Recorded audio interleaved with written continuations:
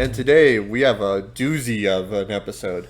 We decided that, our episodes aren't long enough. So we decided that we are going to do another one of our board game breakdowns. We don't have an interview this week. But we picked a user that, I believe he's French, I might be wrong. But it's Bruno Cathala.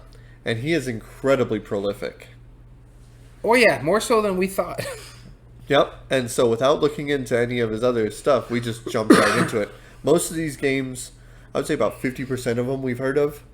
The other 50% had no idea, so we're going to be looking through them live, and we're going to be breaking down his entire catalog. As always, we skip expansions. And promos. And sequels and offshoots, but there might be some in here that we'll just skip if need be. Yeah, exactly. So, with that being said, here's Bruno Cathala's Board Game Geek page.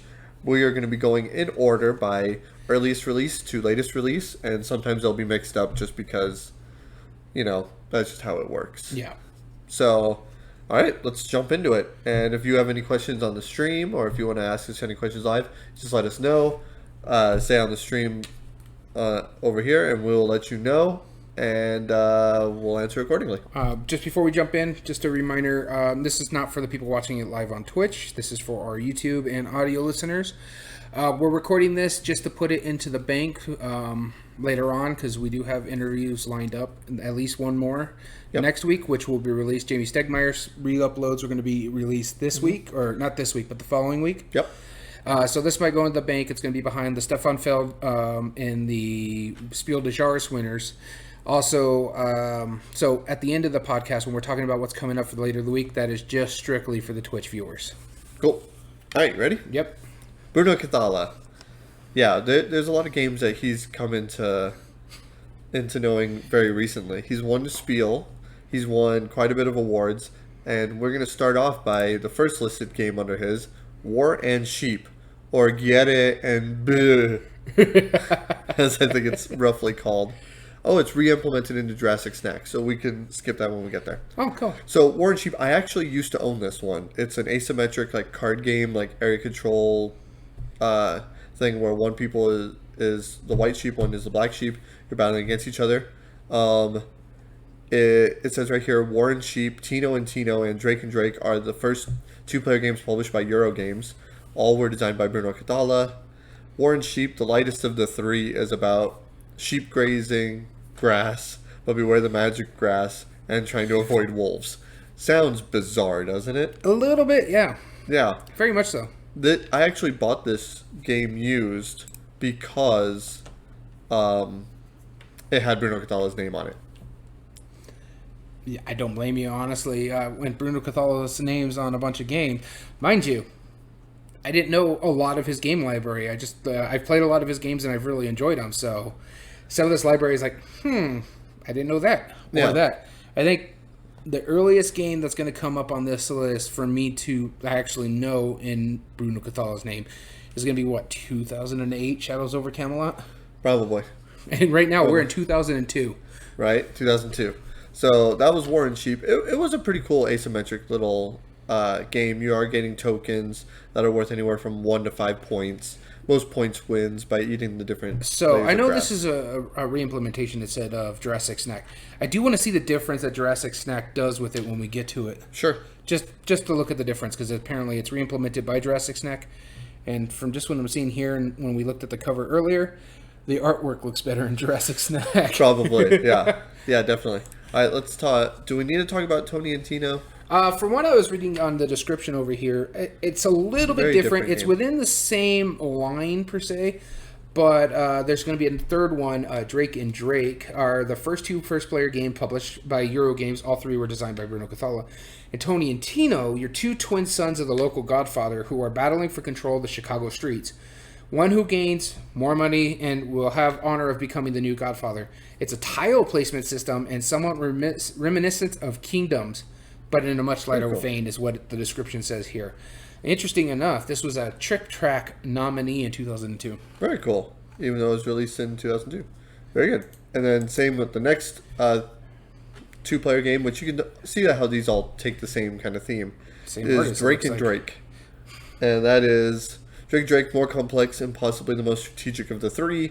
Kind of an abstract board game with event cards that either allow you to place new pawns on the board, either move them in different ways. So that is very similar to the War and Sheep, but it looks like this is a bit more your style because of the abstractness of it. Yeah, probably. I do enjoy the abstract games, but it's a card play strategy game. So the next one on our list here is actually kind of interesting to me because going by the name on it. Okay. It's called the Queen's Necklace. Mm-hmm. But I have heard of this. Did you see who the other designer is on this one? Bruno Cathala. Yep, the Brunos. The Brunos. I think this is one of the first time they actually worked together. Yeah, and this was remade by Simon. Or Come On. Come On. Yeah, this is remade by Come On. And I had the chance to buy this. I thought about it. But the Come On version looks pretty cool. And it does actually come with a necklace, I believe. So the way it's described on Board Game Geek itself is that it's from the slums where purse snatchers and courtesans work their respective trades to the inner salons of the Louvre, I think that's how it's pronounced, where confessors, royal astrologers, musketeers, and court favorites mingle and scheme in hushed conversations. The position of the king's jeweler has suddenly become a lot more dangerous. It's set in Paris on the eve of the French Revolution. It's about gem selling, influence, and intrigue at the court. It plays up to 2 to 4 players in the role of royal jeweler to sell rare jewels to the queen and her court. Jewelers loop in hand, you must decide how best to spend your hard-earned ducats, acquiring beautiful gems, diamonds, emeralds, and rubies. I can't speak today. No wording goodly. Nope. Or buying the favors of various court followers. After 3 years of craftsmanship, the jeweler who sells the most precious gems and builds the largest fortune will receive the coveted title of the king's jeweler and a place at the court. Very cool. It seems interesting to me, but some of the categories on it, though, it's got one it's on there bluffing, that yeah, like social deduction, I think, in it. It doesn't really say any social deduction. There is a hand management set collection part of it, but I'm just not a huge bluffing fan, so I don't know. I do want to kind of try it just to try it. Right. Yeah, I've heard it's really good. I mean, enough where it warranted a reprint from Come On. So. Yeah. Cool. All right, our next one is Lawless, re-implemented by La Fils de Fille, so we'll remember that. Yeah, we'll remember that. Yeah, we'll remember that for sure. So Lawless, this is just going into his second year. Oh my goodness. In Lawless, each player is in charge of a ranch in the Wild West in order to become the richest ranch owner in the West. Players must buy land and cattle and hire cowboys to look after them. After this, of course, must be dealt amongst Indian wars, bank robberies, stagecoach attacks, gunfights and saloon, cattle theft, gold rushes, and all that stuff. In such a wild world, the legal ways are usually not the best ways to get rich. Yeah, so it's a resource management game. It sounds neat. It's interesting. It's in a Western theme, which, if you go back to our unique theme podcast, I did say something I want to see more of. Yeah, and you do like Bruno Cathala quite a bit, so it's interesting to me. I want to see how I would like this one, but again, it was implemented in a different game. But I don't think that game ever got released in the U.S., and that was in 2005 when it got re-implemented. So right, exactly. That was 15 years ago. Yeah, something like that. Let's see what it looks like real quick. Yeah, it's a nice little gold coins there. Card play. This is interesting. I mean, that must mean something. 654 is above. And interesting. Really interesting. Know nothing about it. Yep, neither do I. All right, that was Lawless. All right, the next one on our list here, and we're trying to get through some of these as fast as we can because, one, we don't know anything about them, and two, there's a lot. Yeah. The next one on our list is Igloo, and did you notice the designers again? Yep, the Brunos. The Brunos again. So this one is... So which one do you think is the polar bear and which one do you think is the Eskimo? Hey. Inuit. Either way, which Bruno do you think is whose? Well, judging by... I don't know what Bruno Cathala looks like, but I saw Cathala, so there's too much hair on the polar bear. Oh, man. So the way this is described is, at first the board is a field of ice with 4 squares in the middle, a crack open to reveal a fish. You start your turn by picking up 1 or more squares of the ice next to some water already open. The square will turn out to have more fish or a polar bear, or to be hard ice instead of water, and have a fox on it. Or instead, it may confer a special power such as melting an extra square of ice or pushing a row of ice squares one space. Meanwhile, the player's Inuit meeples approach the edge of the board to hunt the fish and other animals to score points and to build igloos for territorial reasons. The game's end where there's no more ice to be melted. All squares next to the open water have an Inuk or an igloo on them, prompting a final scoring based on which players have control of the remaining islands. Even in the gamer's version, Inuit cannot enter a square with an opposing igloo. Scoring is a little different at the end. Noted by the authors, the tiles you draw determine to a large extent your luck in the game, but your cleverness in scrambling to make the best opportunities keeps Igloo interesting. It was also the 2004 Spiel der Spiel hit mit Freuden recommended. That's a mouthful. Right, isn't it? I mean, that one sounds cool. I've always liked the special abilities. I couldn't load up a picture of the page, but it's still glitching out on us. But it does look looking pretty good neat up there, so we got that. Yeah. All right, so that was Igloo. Next one. Yes. Doles de Zebres. Also not loading on my end. Let's see here. Let's refresh this. Were you able to load it on yours? I can check real quick. Yeah. Internet's working fine. There we go. So this says a luck-free area majority game for 2 players. He really does like those 2-player games, doesn't he? Yeah, especially at the beginning of the game. Yeah, this is just him. Of his career, yeah. Yep. Let's see here. Managers of a national park of Boku Bikini have had a great idea to attract tourists who usually prefer more attractive destinations like Kenya. At Boku Bikini, zebras are not white and black stripes, but black and white stripes. At least the tourists are convinced. That's ridiculous already. I like it. Players have to create wild animal reserves, and then with the page. So, so bear with us as we try to troubleshoot here. We're not sure what's going on. We're thinking OBS is just having issues right now. Yeah. Because... Or the internet is. A web page is slowing down your browser. All web pages are slowing down the browser. Alright, let me try... Here, let me see if I can pull it up on my end. I am running a separate computer just to help us out here. Okay. You might not be able to see it, but I'll go ahead and let you guys know what's going on. Drolas de Zebra is a luck-free area majority game for 2 players. The managers of the national park, we already read all that. Players have to create a wild animal reserve that brings out the strange zebras. And Paula Jones, the reserves director, asks 2 rangers, you and your opponent, to settle the 6 sectors of its natural park with crocodile, lions, gazelles, elephants, zebras to attract tourists. But he decides the rough areas to be populated. The player who is able to attract the most tourists will be chosen to manage the reserve. Very cool. Yep, mine's still slowing down.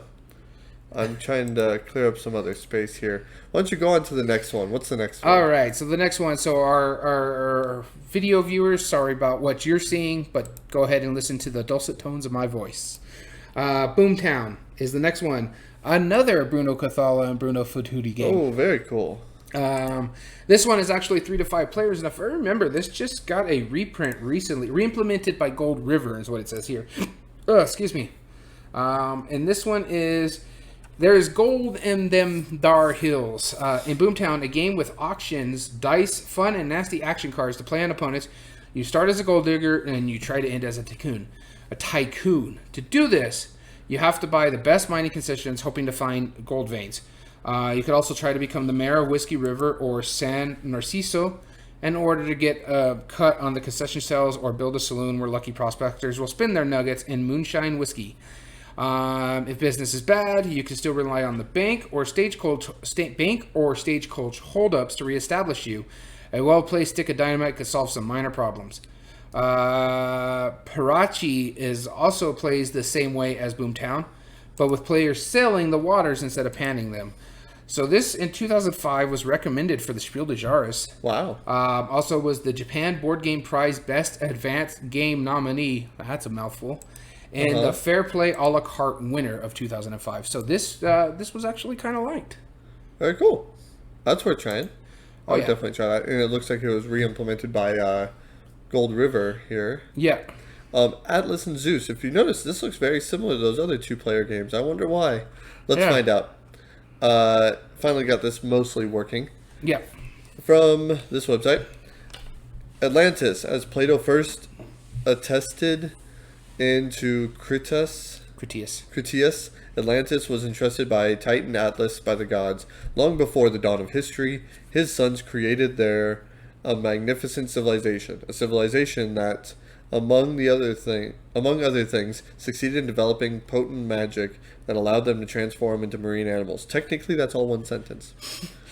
I'm not sure about that, but with the Golden Age would not last. When Atlas disappeared, his sons divided themselves into two clans, battled each other for the ultimate prize, sole rule over the kingdom of Atlantis and all of its riches. Yeah, it's definitely a two-player game. Oh yeah, it sounds like a tug of war type game. Yeah, 2 players. So yeah, there we go. That's Atlantis goes along in that series, but that came out 2 years later after One Sheep and the others. Very cool. By Eurogamer too. Yeah. Yeah, so, that company made some fun stuff, but yeah. So the next one on our list is the one that really put Bruno Cathala on a bunch of people's maps. Yes. And if we can get that page loading is what it is. Yeah. So we know what it is. It's Shadows over Camelot. Yes. Yep. This was actually created in 2005. I was off by 3 years. Yeah, you said 2008, didn't you? Yeah. This was one of the first Hidden Trader games. Yeah, and also this required 3 players. It's not one of those where he does a lot of 2-player games. Right. Yeah, actually, and this had a wide range too, 3 to 7. That was kind of unheard of for the longest time. Bruno Cathala and Serge Leger. So the way this one works is a cooperative, semi-cooperative, hand management and deduction-based board game. So there is a possibility of having a trader, but you have to pay attention to what the other players doing because they might not be a trader. There may be a trader. You just never know. Sure. What's going to happen? Each player represents a knight of the round table, and they must collaborate to overcome the number of quests, ranging from defeating the Black Knight, the search for the Holy Grail, and you also have to protect yourself by destroying catapults that are trying to do damage to you. Yep. On each knight's turn, the knights take heroic actions such as moving to a new quest, building their hands, or playing cards to advance the force's good. However, he also must choose one of the 3 evil actions in which will bring Camelot closer to defeat. Moreover, one of the knights may be a traitor, pretending to be a loyal member of the party, but secretly hindering his fellow knights in subtle ways, biding his time, waiting to strike at the worst possible moment. But enough words. Don your cloak, climb astride your warhorse, and gallop into the shadows to join Camelot. So basically, it's just a simple card game, but with a beautiful production, good board. And so I was hearing that they want to do a re-implementation of this. I think Days of Wonder wants to reprint Shadows over Camelot, but Bruno Cathala and Serge want to do an updated version of it, so they might actually be releasing both versions. That would be cool. I think it's like, what is it? Troubles over the Templars or something like that. It's like supposed to be like in the 1800s rather than the Camelot era. Interesting. I've heard that. I saw it a couple of people talking about it on videos and stuff like that online. Interesting about this one. This was one of Bruno Cathala's biggest hits. He has the 2008 Joda Best Cooperative Board Game nominee, which we found out, remember correctly, is the Brazilian Awards. I think so. The 2006 Spiel des Jahres Fantasy Game winner. Which we've never really heard of. Yeah. That's an offshoot of the Spiel des Jahres. And I don't think they do those anymore. The 3 they only do now is the Kinder, the Kenner, and the Spiel des Jahres. 2006 Golden Geek Best Light Party Game nominee, as well as Gamer Board Game nominee and Family Board Game nominee. The As de Jour de la Année nominee, the Trick Track nominee, the Trick Track de Bronze, so it got 3rd place.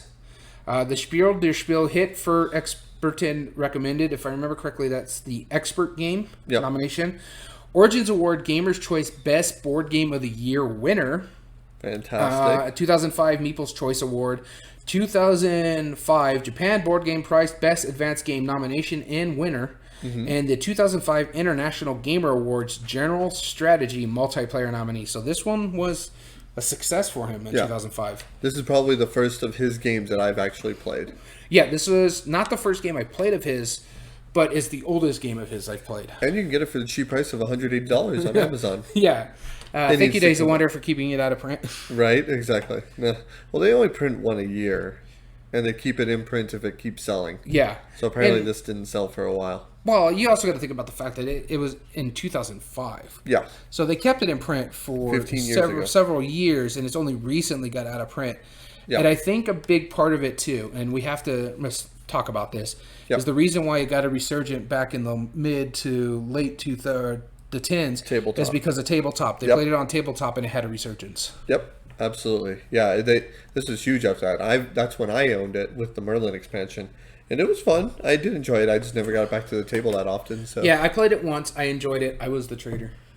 Of course you were. And I bid my time just right. Right. Mission Red Planet. 2005, also a big name of his. It was reprinted into a second edition later on. Mission Red Planet in the year 1888.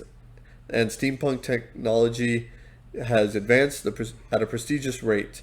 Probes have been sent to Mars. Soon, astronauts will be manning rockets in order to mine the planet for newly discovered resources. The first is a brand new element, beryllium, and could prove to be a combustible energy source, or the likes of man have never seen. The second is sylvanite, an incredibly dense material unlike anything found on Earth. In addition to these resources, glaciers have been discovered on the planet. Whoever controls these icy masses could work to create a livable atmosphere on Mars. This was, from what I've heard, I know this is, what is the voice actor on the Dice Tower? Voice actor, wow, God, I can't think of his name. Eric Summerer. Eric Summerer, yes. I kept wanting to say Eric Martin, and I know that wasn't it. Eric Summerer, this is his favorite game of all time, if I'm not mistaken. No, Merchants of Venus, I think, is his favorite. Oh, you're right. No, this is up there, though. Yeah. Yeah. Mission Red Planet, it's been very popular. 3 to 5 players, also by the Brunos, as we're going to say it. And just like a few years ago, had a second edition, which was really cool. So, there we go. Very popular game. Yep. Mission Red Planet. So the next one on our list is, we're just going to kind of talk about it. It's the one we were talking about, was the re-implementation of Lawless. Yeah. Much nicer art. Much nicer art, but I don't think it ever came out in America because of the title. No, there's the coins there. So the re-theme is based around the Arabian Nights. The scoring system has been changed to accommodate 2 players and to overcome problems associated with 2 powerful cards. So basically, it's just a streamlined version of Lawless. Yep. Cool. All right, next one on our list, The Wicked Witch's Way. That's kind of a trick. Another one by Bruno Cathala and Serge Leggett. If you remember, we just talked about it, Shadows over Camelot. Yep. Wicked Witch's Way is a board game which will put you in command of flying witches' brooms that you will have to control with daring and mastery. Your goal, to win the race by passing the finish line first. Spot the dice, recreate the popular formula, and advance, but don't forget the 2 kinds of combinations are possible, depending on the color. Orange is turbo mode, black with its special cards filled with spells and sneaky tricks. The choice is yours. Memories, audacity, and cunning will be your best assets to take the victory. Very cool. Interesting. I've never even heard of this. No. Looks like an interesting take on a racing game. Oh, yeah. Here's something interesting about it. It actually was nominated. It was recommended for the Spiel des Jahres in 2008. Interesting. 2007 Golden Geek Best Children's Board Game nomination, the 2007 Oster Jet de l'année nominee and winner, and the 2006 Trick Chalk nominee. So that's a weird range of years. Yeah, that's a couple years difference. Not sure why that is, but maybe that's printed in German later. Well, and I think also a big part of it too is the where it's print. Spiel des Jahres has their cutoff point, I think, in like June. Yeah. Maybe Trick Chalk has their cutoff where if it came out at the back end of 2006, it counts. Yeah. And as for the Jordan Oro, it's probably just whatever that year. Whatever it makes sense. Yeah. And look at the publishers too. We have Asmodee, Eldritze, Gyoki, Egmont Polska, Proludo, but University Games. That's not something you hear of much often anymore. No, so that would have been printed in America then. Yeah. Interesting. So that was Wicked Witch's Way. All right. Now we have Mr. Jack. Did I skip one? I think you did. Let's see. I might have skipped one. I see you pulled up a couple more that I probably skipped by accident. Yep, Tomahawk. Tomahawk. Okay. Yeah, go ahead and talk about Tomahawk and the next one. Let's see that I skipped. So, Tomahawk is a 2-player Bruno Cathala, Bruno Fatuti game. Of course. In Tomahawk, each player plays an Indian tribe in the deep forest and vast plains of Northern America. Tribes are on the path of war. War for the best hunting territories, but also for the nicest and longest scalps. Yeah, that wouldn't fly in this day and age. Nope. Nope. Just the artwork alone could cause some issues here. That's really all the description says. I have no clue anything else about this game. Apparently, it plays in the American West, and it's a card game, but it doesn't even have a mechanism family. Huh. Okay. And so the next one after that is Paparazzi. This is Bruno Cathala and Ludovic Mablanc. They created this. In this one, the theme, on the beach in St. Tropez, some celebrities are having a nude midnight swim, but the paparazzi is here. It's a mad scramble to find your clothes in the dark before the flashes of the camera. That theme alone makes me kind of want to play it just because of how funny it sounds. That's ridiculous. Each player is one of 8 possible celebrities. All the clothes or accessories of the celebrities are shuffled and dealt out on the table. You have a few moments to memorize the position of these clothes before the lights are switched off. In the dark, the icons in the corner of the cards glow. You can tell it's a pair of underpants. But whose shoes are they? Can you switch around the cards to try to confuse the other players? At any moment, anyone can switch on the lights, and then it's freeze, as the celebrities' pictures are splashed across the front page of every gossip magazine. You get embarrassed points for being naked or for wearing someone else's clothes. So is that actually saying that there's glow-in-the-dark printing on the cards? On the cards, themselves? yeah, that's what it says. Wow. Only just a little bit. You know it's underwear, but you don't know whose underwear it is. Is there a censor bar on some of those cards? It looks like a censor bar on this dude right here because he's naked and he gets in trouble. But I'm just going to pull up a picture. So it's a good thing we're not showing this live because this is questionable. But if you want to see it, it's under Paparazzi. Paparazzi. Not a huge rating, but it's a 5.3 on Board Game Geek. Yeah, but and Ludovic Malblanc too. So yeah, I can see why this would be questionable. There's some censors. Okay, all right. Let's move on. Let's talk about Mr. Jack. That is ridiculousness. Guy's wearing a jacket and nothing else. Mr. Jack. The investigator tries to eliminate suspects while Jack tries to escape and hide. This is an asymmetric 2-player game, also by Bruno Cathala and Ludovic Malblanc. Who just made the nudity game. And Piero is the artist for this. Really nice artist. Yeah.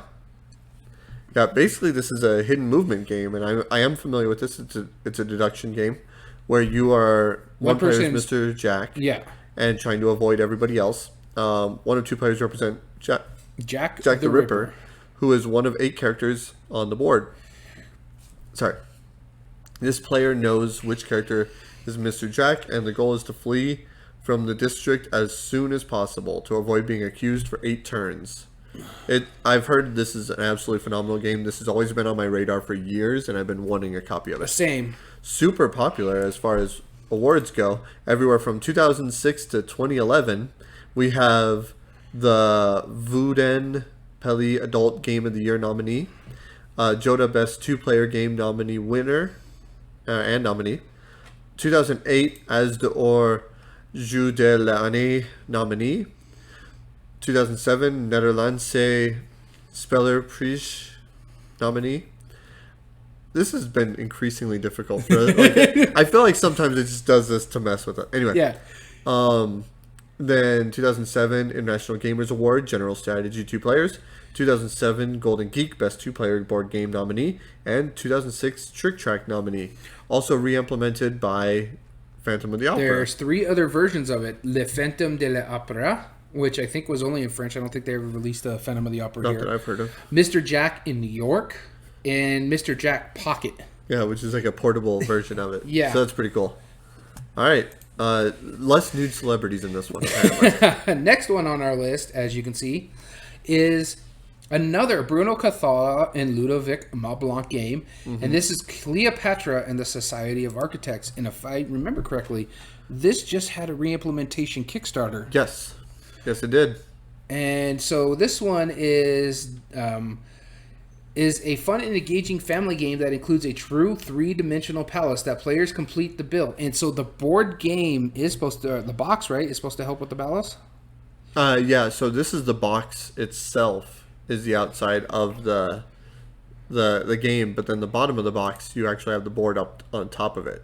Yeah, so it's kind of neat on that aspect of it. Players, however, will be tempted to deal with shady characters and trade in materials' dubious origins in order to help build faster. While these corrupt practices might allow you an architect to stay a step ahead of the rest, they come with a high price. Cursed corruption amulets honoring Sobek, the crocodile god. When Cleopatra finally strolls into her new palace at the end of the game, the most corrupt architect, the one with the most amulets, will be seized and offered as a sacrifice to her sacred crocodile. Only then will be the wealthiest architect from among those still alive be selected and declared the winner in the game. And it's just a quote from the Days of Wonder CEO saying it's the most innovative we've undertaken to date. And this was back in 2006, I believe. 2006. Yep. And so it's an intriguing game. I do want to try it, and it's got some pretty decent award lists here. Mm-hmm. The 2007 Golden Geek Best Family Board Game nomination, as well as Game Artwork and Presentation nomination. The Spiel de Hitman recommended, and Golden Geek Best Family Board Game nomination. So this has always been on my list of games to try. I mean, yeah, it looks amazing on the table, and I thought about backing the Kickstarter without ever playing the game. Yeah, so did I. But I've heard it's really good. My only issue with this one is that this went out of print a lot faster than, say, Shadows over Camelot did. Yes. And so this was just super expensive to try to pick up. But I've always heard, I tend to like a lot of Dice Towers, like the big group, Z Garcia games, and he raves about this one. Yep.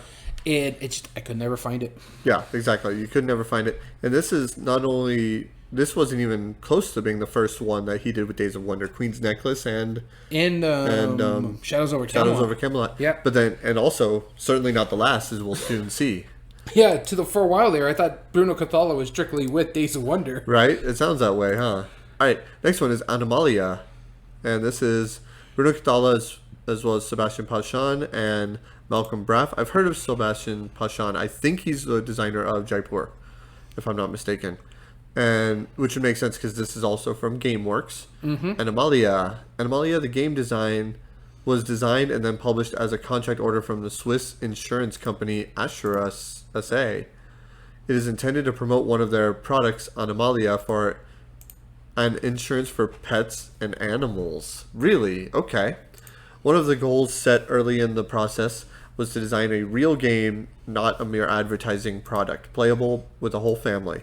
That's how the game ended up being playable for 2 to 6 players, aged 7 up. It's a light card game which is enjoyable amongst adults and children alike, the latter ones having a chance of winning thanks to the luck factor induced by card drawing. You're determined to be awarded the title of Best Breeder, and you have 3 seasons to win as many medals as you can show off your animals, or you can with your show animals.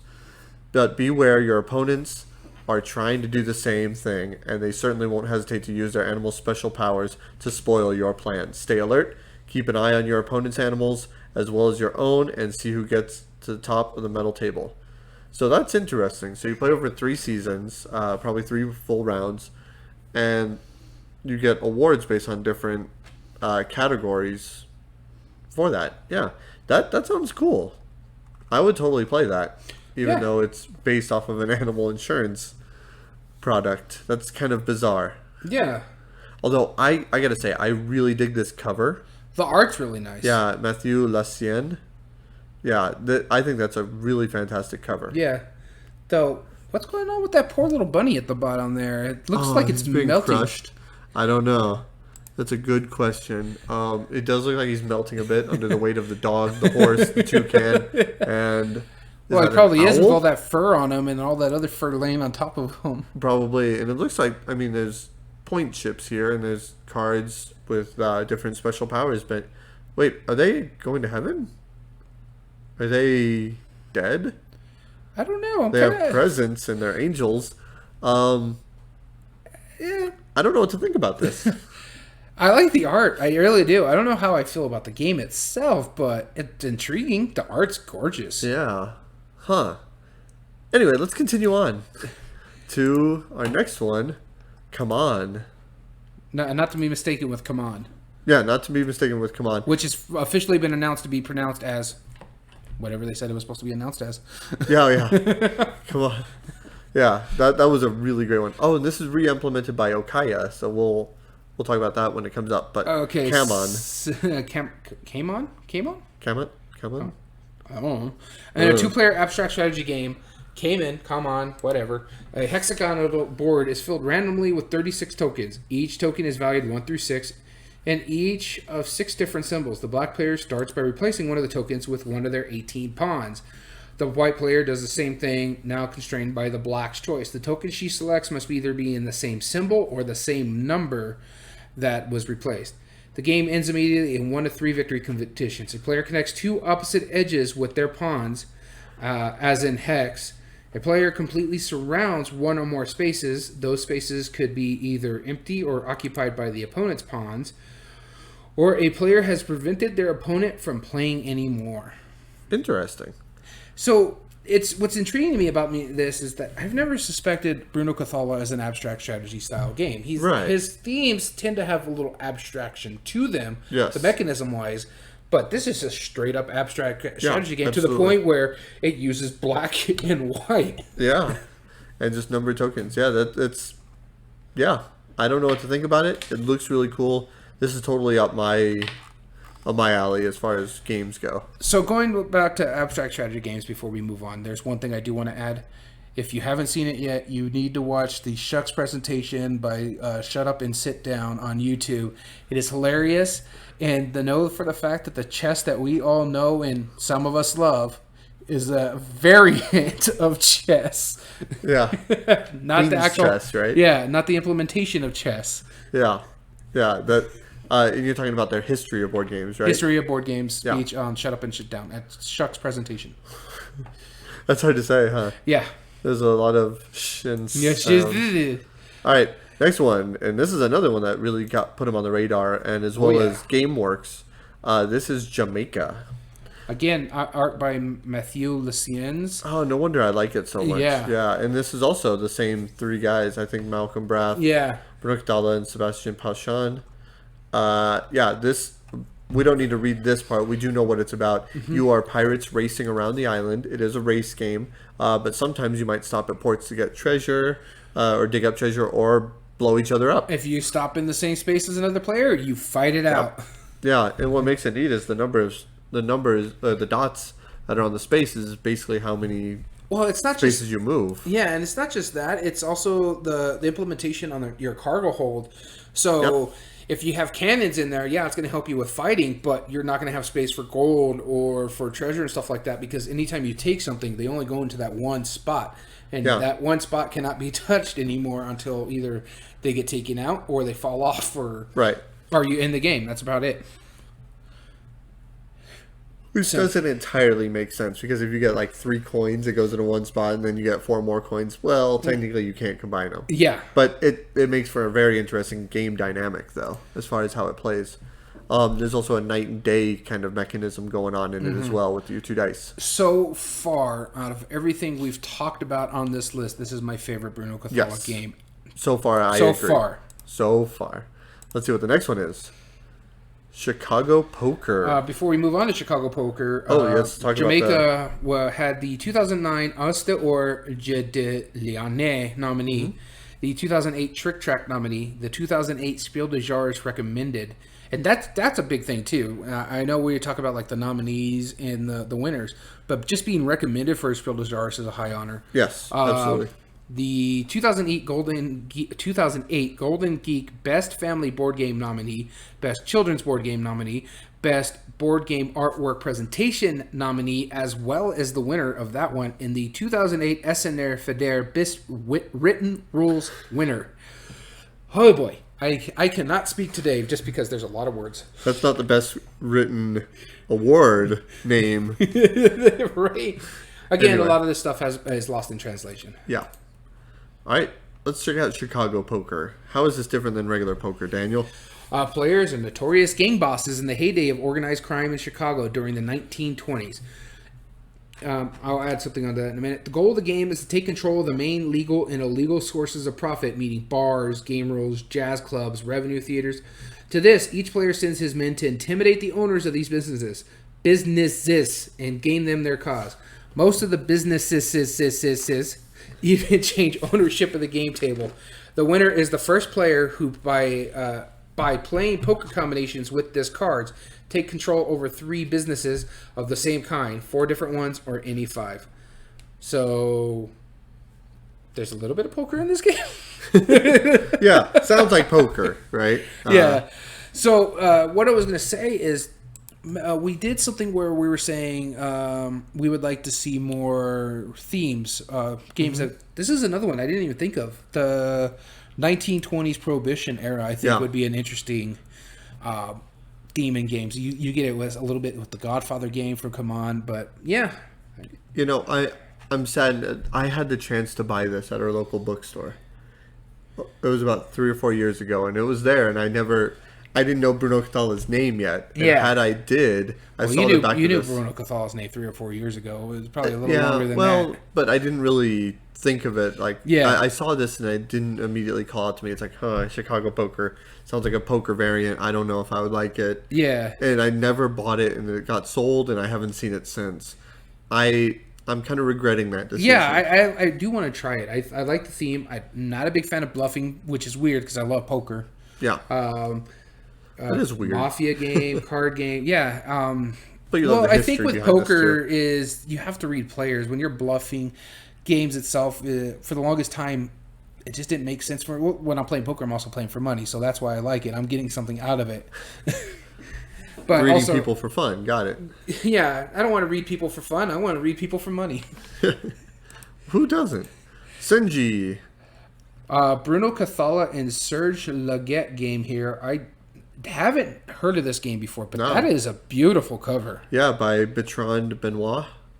And this is Senji is a 3 to 6 player game. Lets you don the armor of a chief of the Japanese clan in medieval Japan. Your goal is obvious: to become the daimyo, whose honor imposes respect over all other clans. To achieve your goals, to gain honor, you'll have to overcome your adversaries in terrifying, bloody battles by holding in respect the other clan's grace, honoring hostages or alliances. So this is like a precursor to Rising Sun? Maybe. Yeah. Diplomatic phase. It's breakdown into 3 phases. You have the diplomatic phase, where you'll be able to exchange military advantages, which makes it possible to decrease the randomness of engagements, to trade and acquire hostages, thanks to whom you will be able to pressure your adversaries at the time of their engagements. The order phase, where you place orders on territories which you occupy. There are 3 types of orders, which is movement, production, and raising troops. Action phase, where the honor is the utmost importance. The player with the most honor hosts the emperor, and that enables him to choose in which order the territories and corresponding orders will be processed. You may well imagine the combats are frequent. One player then rolls 9 dice, whose faces are decorated with symbols of each clan, as you can see on the screen there, whose results are then modified by the bonuses acquired during the diplomatic phase. Only the attacker, and only when victorious, obviously, can acquire prestige points of honor due to the engagements. The honor is proportional to the troops vanquished at the time of the conflict. The more deaths there are, the more honor there is. Very cool. I like the pieces. I love those dice. So, to me, the dice are nice. This does sound a lot like Rising Sun, and Rising Sun seems to be a bit more streamlined, in all honesty. Probably. This is also the 2009 Jota Best War Game nomination. Very cool. So that was Senji. I like that board. Look at this. That is a pretty board. Yeah. I'm not sure what country it represents. Is this China? No. I'm not sure what region that represents, or if that's fictional. It's Japan. Is it Japan? It is Japan. Oh, it's sideways. It's not sideways. That's little section right up there is supposed to be the north side of Japan. This right here? No, actually, that... It looks like it could be Okinawa.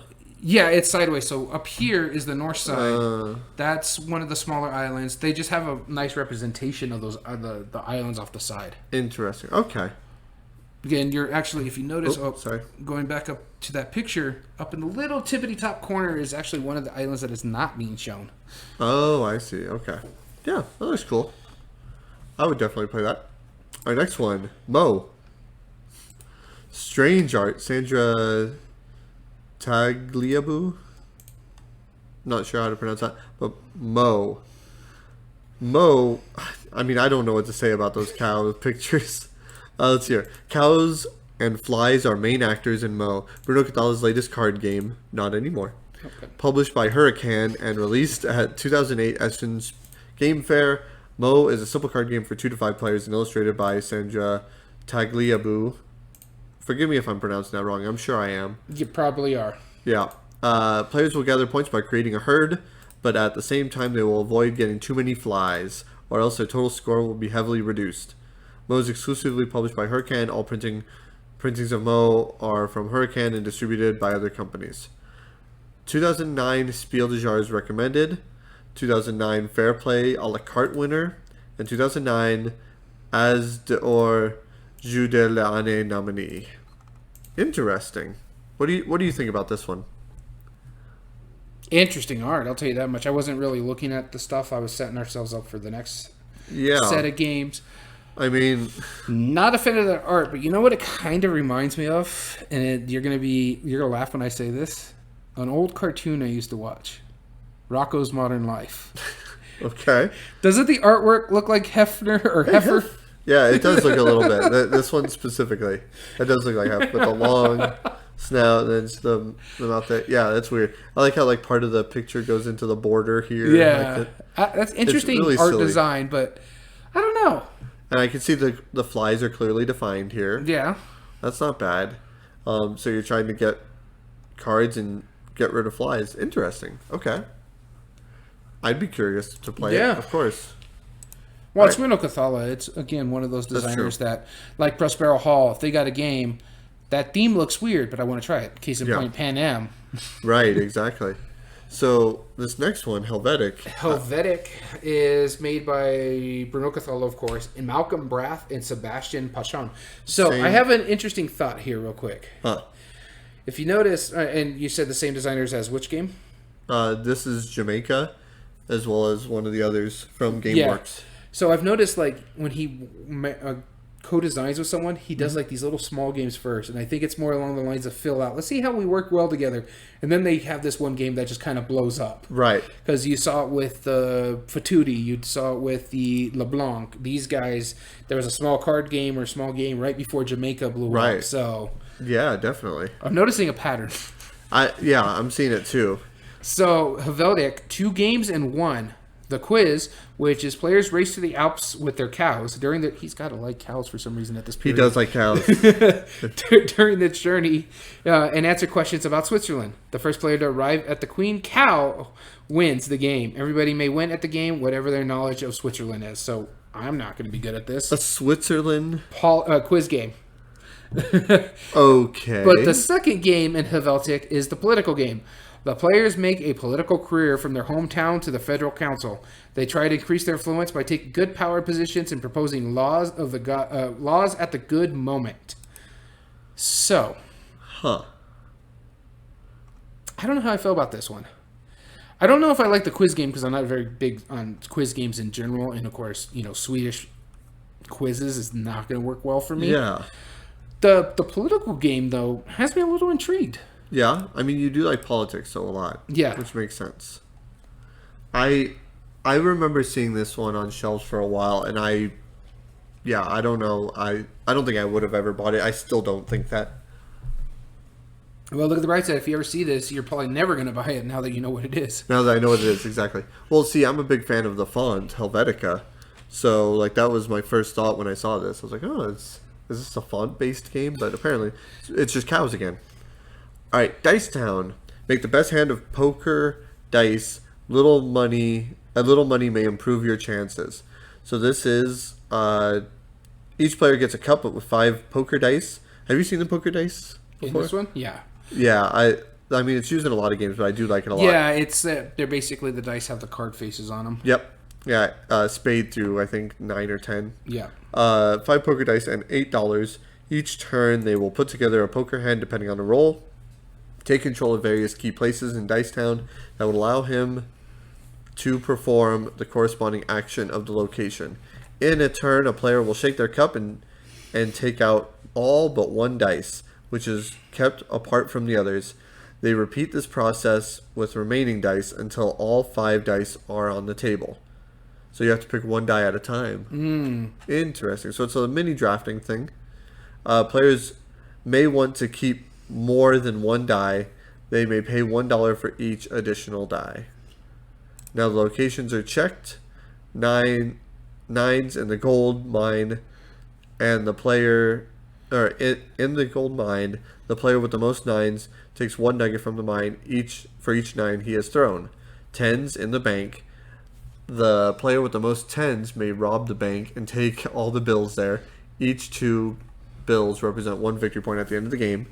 Jacks, the player with the most jacks, goes to the general store and draws as many cards as he has thrown jacks, keeping 1. These cards may give from 1 to 8 points, or entitle a player to perform the saloon or general store action twice in a row, placing up in a die, etc., etc. Queens, the player with the most queens in his role wins the favor of the girls and takes advantages of their charm to steal from an opponent. And the kings, the player with the most kings becomes the new sheriff, decides who wins any ties, but the sheriff can be influenced with nuggets, cards, or money. And aces, poker hand. In the town hall, the player with the best poker hand gets the poverty claim worth 1 to 5 victory points. Having aces in the best poker hand permits taking additional cards. So each of the 6 sides has its own little special ability. Yeah. Interesting. Okay. Read the last part of it real quick. This last paragraph? Yeah. The game ends when there are no more gold nuggets. In the mine... No, the one above it, sorry. Oh, sorry. Finally, if a player did not win anything during a turn, he must visit Doc Bad Luck, where he can choose any of the following. Equip oneself with barbed wire. The player has 2 property claims and cannot be stolen. Draw the first card from the general store pile. All of the players must give that player $2. Or an ace will bring a nugget from every other player. I like that.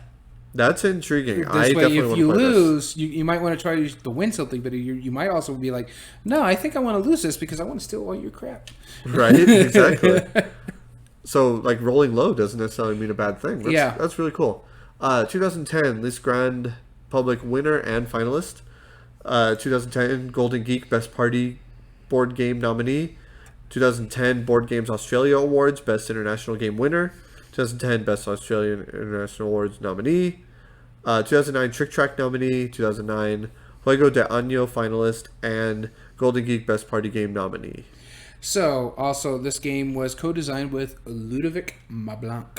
Wait, was this... So, in 2009 and 2010, this was nominated for Best Golden... Must have been a slow year for the Golden Geek. Must have been.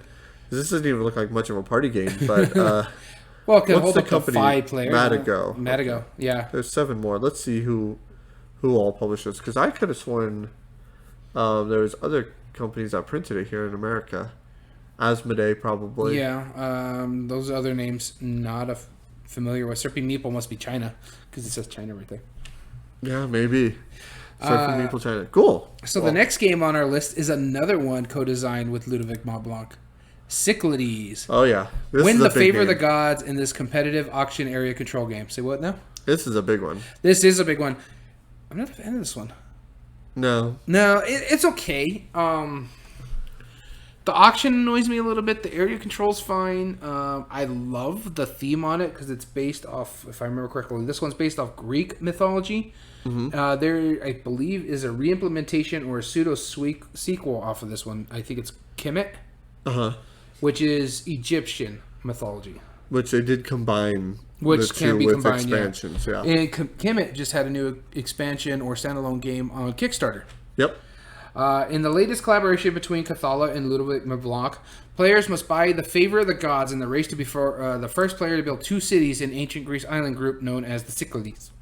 Victory requires respect for all the gods. Players cannot afford to sacrifice to only one god. You got to pay homage to each of the 5 gods in each turn, which is it's got to be the big pantheons because right. the big gods in the pantheon, because there is a lot of gods for everything. Oh my god! In Greek mythology, and each player is also limited to the favor of a single god per turn. The 5 gods as follows are Ares, which allows the movement of the player's armies in the building of a fortress or fortresses. Poseidon, which allows players to move their navies and build ports. Zeus, which allows his followers to hire priests and build temples. Athena provides her worshippers with philosophers and universities, and Apollo increases the income of his worshippers. This had bit of a award run here as well. The 2011 Gra Roku Game of the Year nominee, the 2011 As de or Jeu de Année, which I believe is the Game of the Year nomination, the 2010 Trick Track nominee, the 2010 Jota Best Heavy Board Game nominee, Best Heavy Board Game Audience Award, and the 2010 Jota Best Artwork nominee and Best Artwork Audience Award. The 2010 Golden Geek Best Board Game Artwork Presentation nomination, and the Board Games Australia Awards Best International Game nominee. Very cool. Yeah, I mean, considering how big this game is, it's surprising that it's from Bruno Cathala, which is up to this point mostly smaller games. Yeah, I think. Even Shadows of Camelot. Camelot's not a huge game, but that's probably one of his bigger ones. Yeah, Jamaica it's a card is game, lighthearted. though. Yeah, Jamaica's really lighthearted. This is probably the heaviest out of all of them, from what I can tell. Yeah. All right, next one, Trollland. Trollland. Yeah, that's okay. That's some questionable art. So let's. Oh yeah. Did you see the second picture? From Bruno Cathala, trolls used to live happily and merrily in the nice troll country at night, sitting around the fire. They ate troll meals, told troll legends, and played traditional troll games. Alas, the golden age is past. Everything has changed for the worse since aliens, jealous of the troll wealth and culture, have settled in. The troll land is now infested with men who ate cooked meat, elves with dubious habits, gobs who played barbarian music, and hardworking dwarves who steal the trolls' jobs. As a result, Trollland is now in full decadence. The Troll King has decided to set it straight and put things back in order. As a troll governor, your mission is to arrest and send back home, in carriages or in dragon charters, as many unwanted aliens as possible. So scroll up a little bit. Yeah? And it's going to be like the... that one. Okay. Show them that one. That one's interesting. All right, I'll pull that up and finish reading. Trollland's theme is in no way tacky, nasty, or vulgar. It's the policy of the game is rightly mocking which is tacky, nasty, and vulgar. For the game systems Trollland, there is 3. It is a very good filler card game. It's light, nasty, and clever in the line of German-style card games such as Coloretto, Mo, or Take 5. That's cool. So I would definitely do that. All right, let's look at that. There's a dragon charter. Looks super lazy. Somehow flying. That's awesome. So it's funny. The artwork intrigues me, and then there's some artwork on there which we won't pull up. It's kind of, you might have saw when we glanced through, is you're kind of like, yeah. It has questions as far. I mean, well, it makes sense. The game itself is not nasty or vulgar. It's all these terrible people that are invading the area. I don't want to know where that's coming out of. Yeah. Okay. Go ahead and leave that tab up. So, this is ridiculous. Yeah, I don't know what I think about this one. Ludocortex is the company that made it. I don't know. To me, it kind of looks like this might have been part of like a comic series or something like that. Just the way the artwork. Believe that. Yeah, Sure. So the next one on our list here, Sobek. I like this one a lot. Have you played this one? Yes, it's on Board Game Arena. Oh, okay. We might have to try that. Oh, it's so good. Pitch, Ancient Egypt, the Temple of Sobek, which, if you know from Amazon, the Cleopatra, is the crocodile god. Yeah. Actually, can I go ahead and explain this one? Sure. Because I'm familiar with the game itself. So, basically, you are trying to collect different things to appease Sobek. And what makes this interesting is that the players, they have a selection of different cards that they can choose. You can pick the first 4 cards that are available. This is slightly different art than what I'm used to, but there'll be a row of 9 every turn, and you can pick any one of the first 4. If you pick the first one, it's free. It goes to you and goes into your hand. However, if you pick anything past the first one, like let's say second, third, or fourth, any cards you skipped over go into your negative pile, and whoever has the most of those gets penalized at the end of the round. So what makes it interesting is that at the end of it, you're going to multiply the cards that you have times the number of scarab beetles here, or the multipliers, and that's how many points that are going to be worth it. It's a solid game. It was really fun. At first, it was a little weird to get used to. Here's another picture of the art, and you can see how some of these have like little scarab beetles on the top. Yeah, that's the multiplier. So if I had 3 of these white cards and they all had 3 of those, I would have 9 points for that set of cards. But you have to turn in 3 at a time, and you get these end of round markers where the first one to sell a set gets the first choice of all of those. And they all have all sorts of different fun abilities where you're either moving up in the track or doing other various fun stuff by penalizing your opponents or getting points. It's super cool. I liked it a lot. I am looking forward to buying it. It sounds pretty interesting. I don't know. I like the fact that he uses a lot of like the Egyptian god stuff. Yes. Not a lot of people use that really, and I'm a history major at one point, and I really enjoy a lot of the mythology parts of it, like the Greeks, the Romans, which were the Greeks, and the Egyptians were actually had some really cool gods too. Yeah. So the next one on our list, and just to mention, we're in 2010, guys. We're barely 10 years away from where we are now. Yeah, we've only gone through 8 years of games. Yeah. He's been very prolific. The next one on our list is a 2-player game with the Brunos again. Bruno Cathala and Bruno Fatuti. They really like their 2-player games. Yeah, this one, 7 comments, 12 ratings. We'll just briefly touch on it. Yeah. Oh, it's a 2-player game. It's a 2-player game from the Brunos. That's what I was saying. Another 2-player game from the Brunos. Who would have known that an animal 2-player based game? So this one, you confront the armies of their 2 players confront the armies of their special powered ostriches in an ever-changing landscape. Unfortunately, the ostriches bury their heads in the sand, so you cannot tell which is yours and which is not. Not even which powers they have. Wait, special powered ostriches? Yeah, well, it's a game. Just have fun. Apparently, it comes with 4 3x3 tiles, 12 ostrich pawns, 6 in each color, with identical backs, 2 bush tokens in a bag. I'm not going to go through the setup. Your turns consist of, on his turn, a player moves a pawn and rotates a tile 90 degrees in any direction. When you move the pawn, the player moves any pawn, save the one just moved by his opponent. Pawns move like chess knights. So, what is it, 3 down, 1 over? Or 2 down, 1 over? Yep. But must land on an empty space. If a pawn lands on one of the 6 spaces of the row nearest to the opponent, it is turned face up and remains so until the end of the game. If the pawn is revealed and has a special ability, the player who moved that pawn now uses that ability, even if the pawn belongs to the other player. Special abilities, move bush. One of the 2 bush tokens on any space of the board can be moved. Swap pawns. Swap any 2 face-down pawns on the board.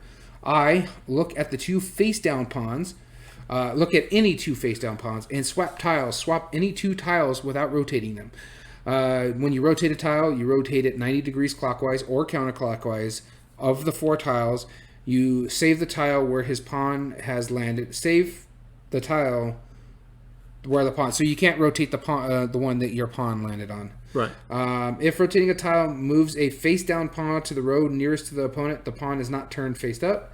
First player with 4 face-up pawns wins the game. So this is by Nestor Games, and they're known for making like little pencil pouch style games. And sometimes I think these are actually printed on like effectively mouse pads, because they're normally rolled up inside of the pouch. There's not too many pictures other than it just showing it.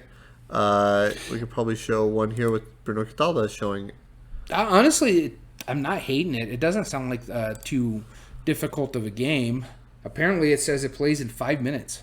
Yeah, well, that's all the tokens. You each have 5 tokens and 4 boards and 2 extra tokens on the board.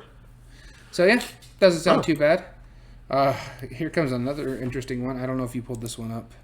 Which no, one? I think it's just like a collaboration of stuff. Yeah, quickly bring up what that is. De la Belgotron. I just wanted you to try to pronounce it. I'm sorry. It's fully bilingual in Dutch and French, which is 2 games in 1. So I think it is the re-implementation of that Swedish game we were talking about. Oh, Helvetic. Okay. Yeah. But this one, the quiz is players are completing a cycling race instead of going up the mountain with their sheep or cows. Okay. And this is in Belgium, it looks like. The Belgian coast to the Belgian Ardennes. During the race, the answer trivia questions about Belgium. And then, of course, the political game is pretty much the same. Trying to work your way up into the federal state of Belgium. Interesting. All right, this next one, Witty Pong. This is by Antoine Bauza and Bruno Cathala, and I haven't heard anything about this, but it's by Witty Editions. So let's take a look. There's only... do people even own this? I don't... I don't even see any. Only numbers? Okay. 47 owned. Okay, yeah. Woody Pong is first released by French public is the first release from My Woody Games, which invites gamers to fun project as they want to see released. Interesting.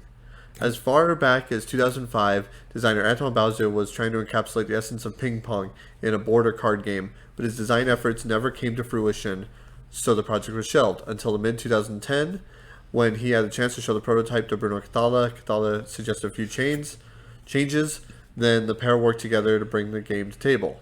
In Woody Pong, the ping pong table is recreated by laying 4 cards in a 2x2 square with a ball token being placed on one of the cards. On a turn, a player flips the card and places it on one of 3 cards not covered by the ball.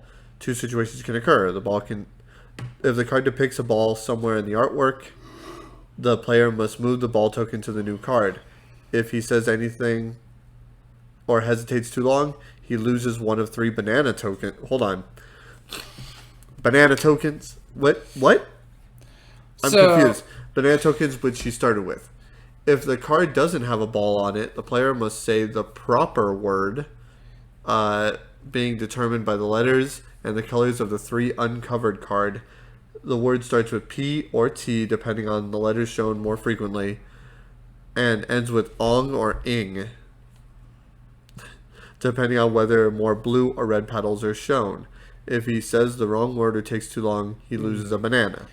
Lose all your bananas and you're out of the game. Last monkey standing is the win. The game includes advanced rules and that change the way. You know what? I don't even want to keep reading this. No. This sounds upsettingly bad. Yeah. So, which is weird because it's a Bruno Cathala game, but yeah. And Bowser. Yeah. So, just to let you know, I looked into it while you were going through that about Woody editions or the Woody things.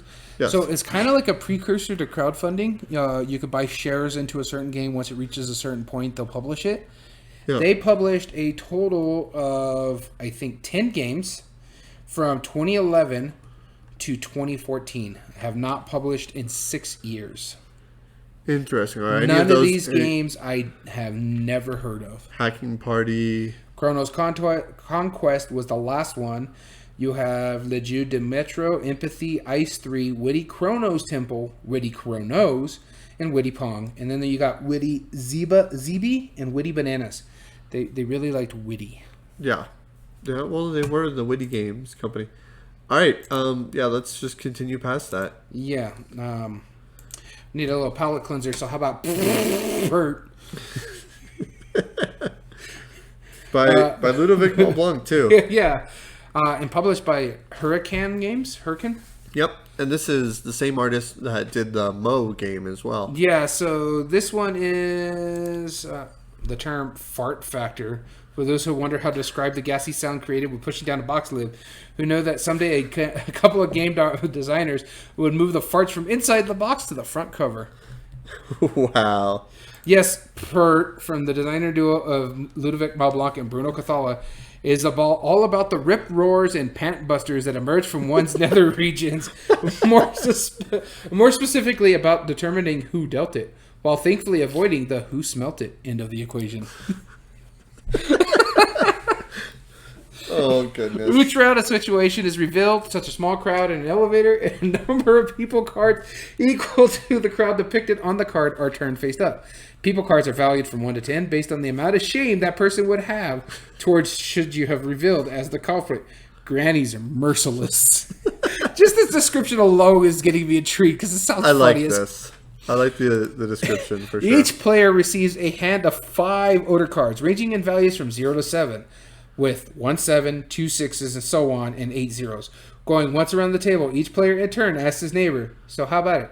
Are you one that contributed to climate change? Are you the one making more methane? And so on. The neighbors can all either fess up, in which case he scores all the people cards in play, or he can deny the charge, in which case the active player randomly draws a card from his hand and lays it on the table in front of the neighbor, revealing some of the smell that others have detected. If you make it once around the table without anyone confessing, add another person card to the crowd of sniffers. Go around the table again. Repeat this process up to 3 times, at which point most people will have 3 cards in front of them. Everyone then simultaneously points to the person who they think created the ruckus. That is, who has the largest total of voter cards, abstaining if they are that person. Everyone then sums up their stink, with the winner claiming the person card in play and card for each person blaming him. Anyone who accuses a player incorrectly is penalized. Smallest score after a number of rounds wins the game, so golf score. Being dealt a hand of high numbers doesn't automatically presage your coronation as a gas god, as high numbers typically have a special power that comes into play when someone reveals the card from your hand. The 7, for example, removes all other cards in your hand from play, while the 6 lets you exchange up to 3 cards from your hand with an opponent. With odor comes power. I want to play this, honestly. This just sounds like a rip-roaring good time. A rip-roaring good time. You went there. 3 to 7 players. Yeah, this does sound really funny, actually. Who knew Bruno Cathala would make a fart game? Well, he is really prolific. Yeah. I don't know what to say about that. Mundus Novus is the next one. Trade goods and create sets, the race for fortune and glory. I really like that cover. This is a vintage trait cover. That's really nice. Yeah, that's quite gorgeous. Spain, 16th century. We're going to take it down a notch from farting. You are a powerful ship owner in the search of wealth from the recently discovered ship, Mundus, not the other game. yeah, Mundus Novus. Your goal, charter fleets. Are you blowing your own sails in this one? All right, we got to get away from the. I'm sorry. Your goal, charter fleets and caravels to collect valuable goods, including the legendary Inca relics, and trade from form to form the best sets to expand your business empire and make your fortune. The game is played using 2 decks of cards, a deck of resources, which contains cards representing 10 different resources, and a deck of development cards, which gives special benefits to the owners. The game is played in rounds, with rounds consisting of 4 phases. We're not going to go over all the phases. No. So if you want to read it, you can check it out. The player who accumulated the most doubloons is the winner, unless one player has got 75 or more, then they win. So this is Bruno Cathala with, I believe, that Surge. They did Jamaica, right? So Yes. So Serge Leggett. No, did they make? I think it was Sebastian Pachon. Oh, so okay, man. Although I might be wrong. He's made games with this guy earlier that we were talking about. So yeah, this is definitely a card game. I really like the art on this. I mean, I know I like Vincent Dutrait's art, but there's something about the graphic design and the way this gorgeous. looks cool. It's a really pretty good game. I don't know how I would like this game though. Yeah, this has never been on my radar. No, I've never even heard of this till today. Next game on our list. All right. Back to the water. Dr. Shark. Dr. Shark. Antoine Bauza and Bruno Cathala and publisher Hurricane. South Pacific, the famous Dr. Shark, a mysterious character strongly suspected of heading a secret criminal organization, is organizing a cocktail party in his private island. You're a secret agent and have just received an encrypted text message. Cocktail party organized by Dr. Shark. Important evidence provided, hidden poll, blah, blah, blah. At the request, let's just see how this plays real quick. Form evidence. The secret agent who has put together the biggest dossier against Dr. Shark will have the privilege of putting him behind bars. Mission accomplished. The other secret agents will be thrown into the pool. Apparently, it's a dexterity game. It's an idea of a dexterity game as a player will rely on their senses of touch to discover evidence against the evildoer. Players have only 30 seconds per dive to recover as many clues possible from the bottom of the pool, using their fingers to detect object shape and texture. We're actually talking about senses limitation in one of our lists. And look at did you see the shark piece? Yeah, I saw the shark piece. I like that. I don't know what it does, but I like it. Figuring when you're filling around over there, if you hit the button too many times, maybe it snaps on you. Maybe. So this looks like some of the pieces here. Yeah, so without yes, you can see the texture. There's like a scale. This is like almost like a sandpaper. That's like a grit. Yeah, huh. And one of these is probably like a suede fabric. Interesting. Never even heard of this game before. Right. I was just kind of like steamroll over it because I'm like, eh. And then I look at it and I'm like, I kind of want to play this now.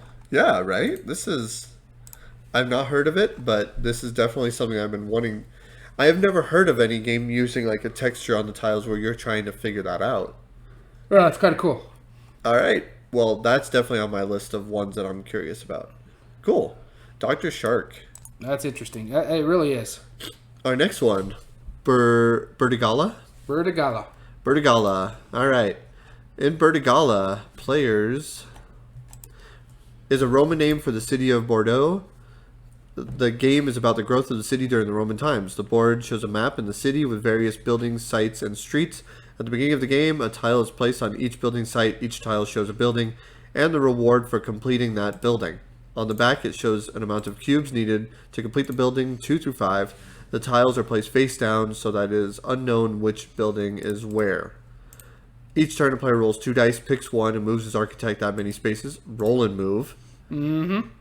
Along the streets as the die shows. Then he adds a cube to the building site adjacent to his architect's current location. For this, he will receive a reward. If the building is not complete, he scores 1 point for each cube that is still needed to complete it. Oh, okay, so the earlier the better is what that sounds like. Yeah. If the building is complete, the tile is flipped and the player gains the reward shown on the tile. In addition, the building is complete. If the building is completed, any other nearby architects receive an intrigue card that will give them some benefit.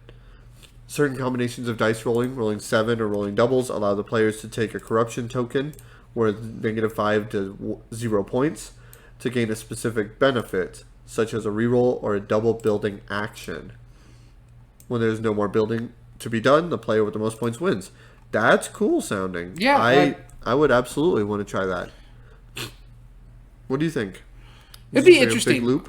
Yeah, it'd be interesting. I wouldn't mind trying it. I'm also trying to set myself up for the next page. Yeah. By the way, we've only knocked 3 pages down, and we're not even done with the third page Oh right now. my goodness. Well, Bruno Cathala, you crazy beast, you. Yeah. Wow, I thought Stefan Feld had a lot of games. Bruno Cathala, man. Yeah, well, the thing is, Bruno Cathala makes lighter card games and stuff like this. True. This sounds simple, but it looks like it's almost too simple, maybe. But I like that option. You can get anywhere from 0 to -5 points if you want a special ability. True. That's really neat to me. All right, so that was Bertigala. Alrighty, so the next one is The Blue Lion. the Blue Lion. Let me get to my page over here. And the Blue Lion, he does this one with Sylvain Duchesne. Okay, I've not heard of him. Yeah. Actually, it was European Blue Orange released this one, but Okay. I don't know if this actually came to America. I'm not I don't believe so. familiar with all of these other publishers here. It's a novel-based, apparently, memory pattern building game where the Blue Lion is on display at the Louvre in Louvre? What? I don't know how to pronounce Louvre. it. The Louvre. The two thieves are seen, and Lupin and Lady X both want to steal it. The Blue Lion is played by using 6 tiles. Each tile show an icon on both the front and the back. Lupin, Lady X, and the Blue Lion Diamond, or a police inspector. Each combination of the 2 icons occur. One player plays as Lupin, the other as Lady X. During setup, these tiles are arranged in a row in turn. The players take 1 tile and add it to the front of the back of the line without looking at the back of the tile. After the setup, the players try to score points by creating special combinations of each tile. Each turn, a player can perform one of 3 actions to change the line. Switch 2 adjacent tiles, move a tile that is on one end of the line to the other end of the line, or flip a tile. If this action results in scoring combinations of 3 tiles, the player scores points. The combinations are sandwiching a tile, showing the opponent by 2 tiles, showing police inspector, 1 point. Sandwiching a tile, showing the Blue Lion by 2 tiles, showing the player's character, 2 points. Creating a roll of 3 tiles showing the Blue Lion, 3 points. After a combination has been formed, the middle tile of the combination is removed. The opposing player then adds it to the end of the line, although he cannot score points by doing so. The first player to score 7 points wins. It sounds like a really simple game. Yeah. I like the components in this. The tiles look good. And The of art's course, pretty you have nice. These nice blue diamonds as the pieces. Those are pretty good. Those are the blue lines. Huh? Those are the blue lines. The diamonds. The Blue Lion is technically a diamond, if I remember correctly. Oh, okay. Yeah. Well, either way. Yeah. Yeah, but those pieces look really cool. All right. I like that. Do we need to take a quick break before we continue? Yeah, let's go ahead and take a quick break. All right, so we're going to take a very quick break in the recording, just that way we have it ready, and hang with us if you're on Twitch. We'll be right back in just a few moments. Yeah. We are back with Bruno Cathala games and our board game breakdown. So thanks for hanging out with us during that break. We have our next game, Think Again. And re-implemented by what? What? We're going to actually try to get through these a lot faster. We did not realize how many of these Bruno Cathala has here. Think. To me, this looks like a party game because it's 3 to 10 players. It actually is a game he made with Ludovic Mablanc. Real-time trivia. So it's got a weird French name that stands for It's Not False. Party trivia game. Players take turn reading questions. After the player finishes reading a question, he reveals the back of the next question card, which indicates whether the other players need to answer correctly or incorrectly. Okay. If the question card shows a green dot, the word right, or the genius co-designer Bruno Cathala's face, players must give the correct answer. For the question, what color are the Smurfs? The first player to answer blue scores a point. If it shows a red dot, the word wrong, or the dunce, co-designer Ludovic Mablanc's face, players must give a wrong answer. For the question above, the first player to answer any color except blue scores a point. If you speak too quickly and give a correct answer with an incorrect one is required, or vice versa, you lose points. After each player has asked 5 questions, the player with the most points at the end wins. Apparently, there are some observed questions like, what colors are the letters of the alphabet? If that case, the only correct answer is think again. That's interesting. Okay. I mean, if you're synesthetic, then they have letters or colors. But yeah, I don't know. It sounds like this could be a lot of fun. And Scorpion Mask, the company that published it, as well as Yellow, they do make really fun party games. Yeah, so no, it doesn't sound too bad. Yeah. It is re-implemented by what? So yeah, I think that's the version that's the version that you know what I'm saying. It's current right now. Yeah, current. Okaya, also known as Come On, and okay. So this is the re-implementation of Come On. This is obviously a very different game. Wait, is this the one I think it is? Yes, it is. Because it's also alternate name is Naya. Naya, yes. And that's the one I've played. Yes, that's right. So Naya, wow, I didn't realize that this was a implementation of it. This is a amazingly smart game. All you have to do is put your tokens down. If you get 4 in a row or a 2x2, you win. Yeah. But the token that you remove from the board, the next player has to have at least one attribute. So if I take this one with a bird and the flower in it, you have to take one with either a flower or a bird. Yeah, and I remember this one. Yeah, this is a brilliantly smart little 2-player game. What's funny is that we talked about it, that it's the re-implementation of Come On. How big was that Come On board? This is a little card game that comes in the Sushi Go size 10. Yes. Yeah, and it has really nice pieces. I do dig this game. There was a comic book writer that was at our convention here in town a number of years ago. Which an one? older gentleman at Las Cruces convention. Yes, that was in Stronco.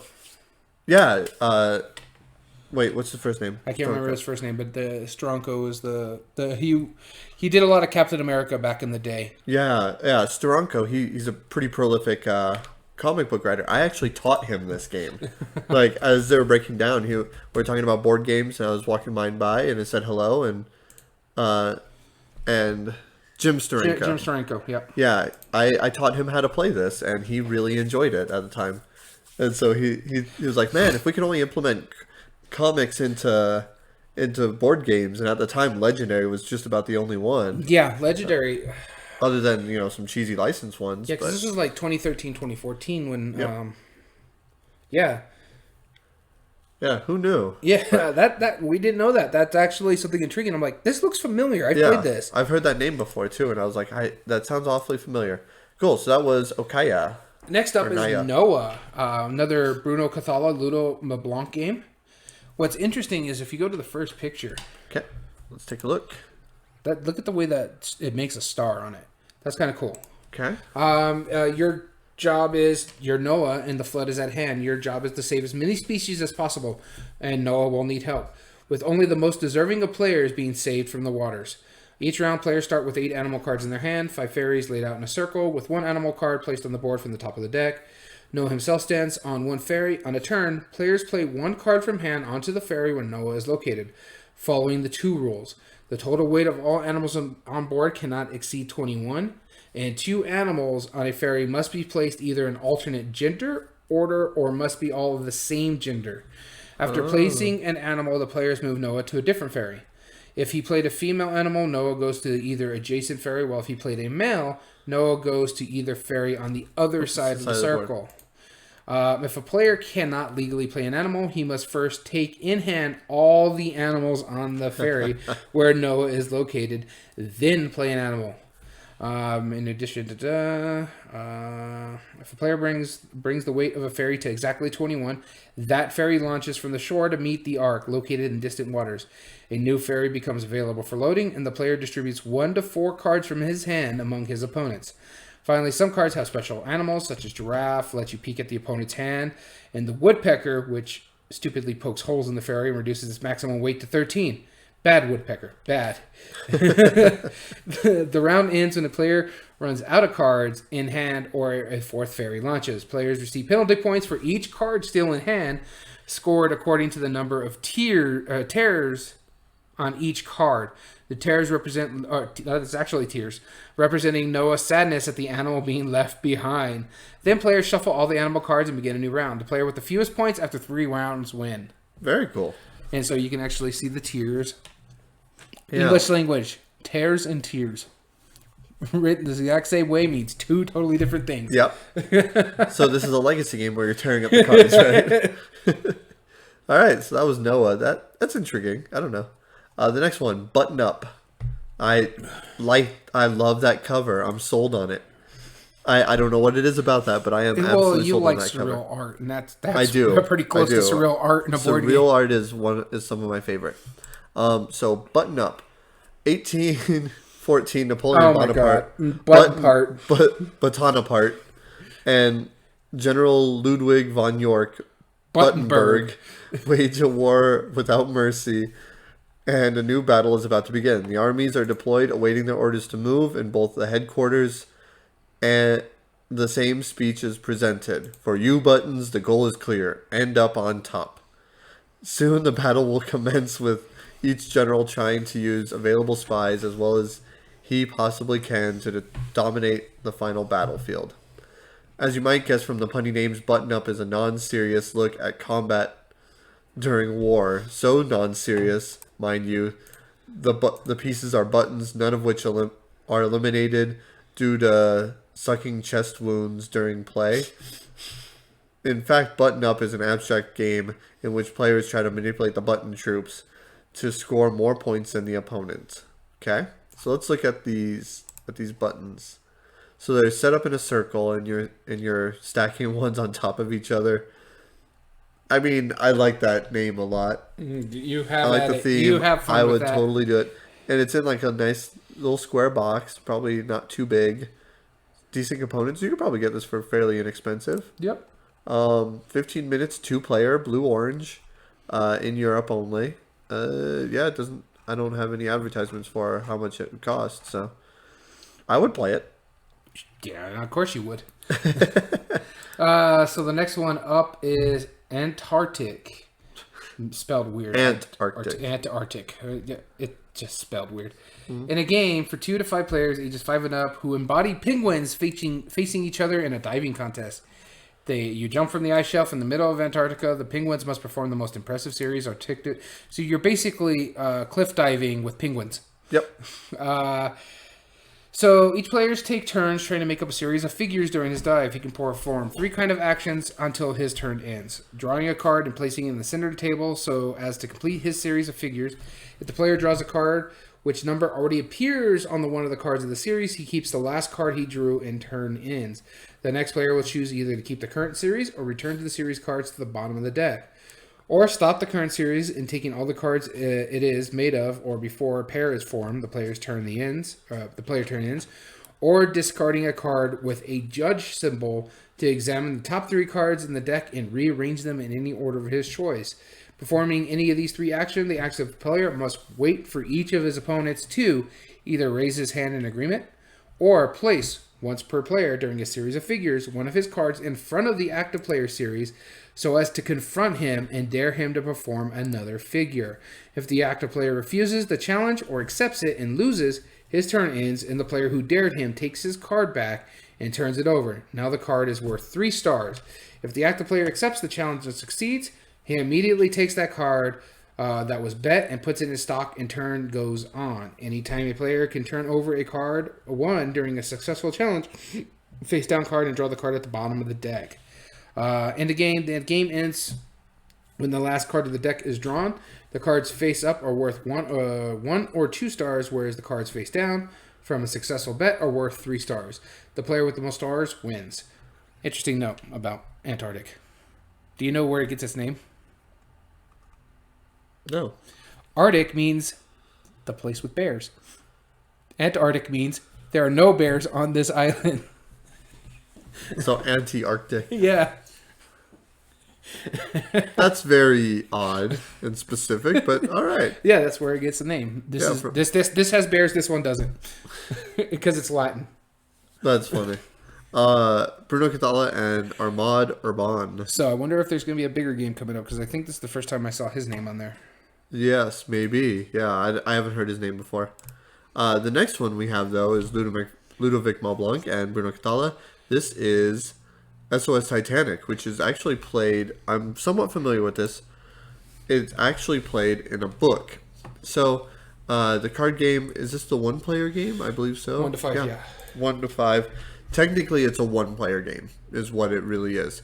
Basically, you're playing cards to try and save as many people as you can over the course of a number of rounds based on the Titanic sinking. So this one's really neat. I've been wanting to play this a lot because I've heard it's been really good. 2014 Spiel des Jahres recommended.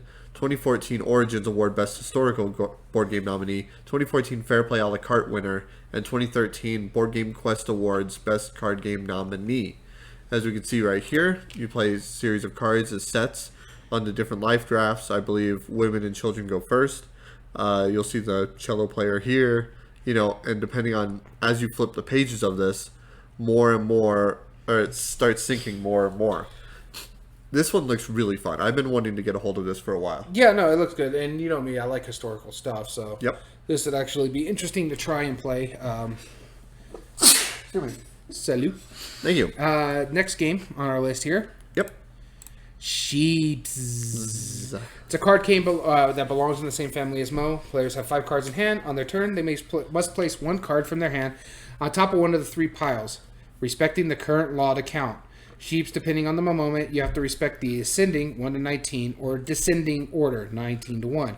If you can't play, you get all the cards in one pile as a penalty, collecting as many bad points as there are pillows on these cards. Some sheep can give you specific abilities, and wolves are jokers, but dangerous ones. So, again, it's a little quick card game. Yep. This one actually doesn't sound too bad. It kind of reminds me a bit of Lost Cities. Yeah. Where you have to play in ascending order in that one. Yeah. But this one you can play either way, up or down, depending on where the cards are. So, and you're trying to get the cards out of your hand. Yeah. That's cool. So it's a shedding game. Yeah. And similar is like the Mind, or I'm sorry, not the Mind, the game. The game, yeah. Where you have to play the cards in ascending or descending order depending on the pile. That's cool. Sorry for making you guys lose the game. Well, I'm not. Pentos is our next one. I have not heard of this at all. No. It looks pretty small. 300 people own it. The cards in the game, Pentos, represent ingredients or special actions. To set up the shimmering cauldrons at the start of the game, you place the top 6 cards of the deck into 3 columns of 2 cards. The special action consists of jokers and enchantments, and 2 of these cards are placed face up. A joker can replace any ingredient, while an enchantment allows you to select 1 ingredient of your choice, switch up to 5 ingredients of the same color with an opponent, or steal 1 ingredient from the cauldron, discard up to 5 ingredients. During your turn, you take 1 of 3 actions: add ingredients, taste a potion, or cast a spell. When a player casts a Pentos, or an ingredient deck runs out, the round ends, although players with ingredients still in hand can play cards, suits of the same color. Each ingredient earns you suits of 1 koa, while isolated ingredients is worth its value in koas. I'm assuming koas is points. Or negative points. After 3 rounds, or a Megalos spell, the game ends. In the latter case, the Megalos casting player wins. In the latter, the player with the most koas is immediately turned into a toad. Interesting. Yeah, I don't know. He is like kind of the master of like simple card games. He Right really is. Yeah, you would think it would be Juve with Yeah. all his freaking card games, but Yeah, you would think, but no. I think this is definitely like up there as far as the most card games, really. Yeah. So the next game on our list is a 2-player game with the artwork from Vincent Dutrait. And you can Wait. tell. A 2-player game from Bruno Cathala? Hold on. But look at that art with that cover. It's actually pretty nice. That's do trade, all right. Yep. Longhorn. And so Longhorn is you're just trying to become like the best outlaw, I guess you could say. The aim is you got to steal the cattle and a few gold nuggets, if possible, to see who can amass the most money by the end of the game, or who can get his opponent arrested by the sheriff. The game ends in 3 ways. If a player takes the sheriff token, they lose immediately. If a player takes all 9 cattle of any one color, they win immediately. If they did both on the same turn, they lose. Interesting. If no legal move can be made, the player score.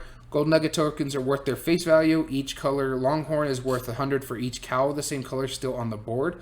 For example, if the Perkins player has 4 black cattle and there are 5 on the board, each of his 4 black are worth 500 apiece. If there are no black cattle because the bird player has them, or through a drought, they are worth nothing. Ooh. The player with the highest total wins. On a player's turn, they choose the color Longhorn present in their location and steal all of them in that area of that color. For each Longhorn stolen, the player moves the player piece that many spaces and then flips it to signify that he is now it's now the other player's turn. If a location is cleared of Longhorn cattle, the player who took the last Longhorn must take the token present and activate it. Some are positive and some are negative. Once a space is cleared, it can be moved to a future turn. Through it can be moved, and it can be moved through. It seems interesting.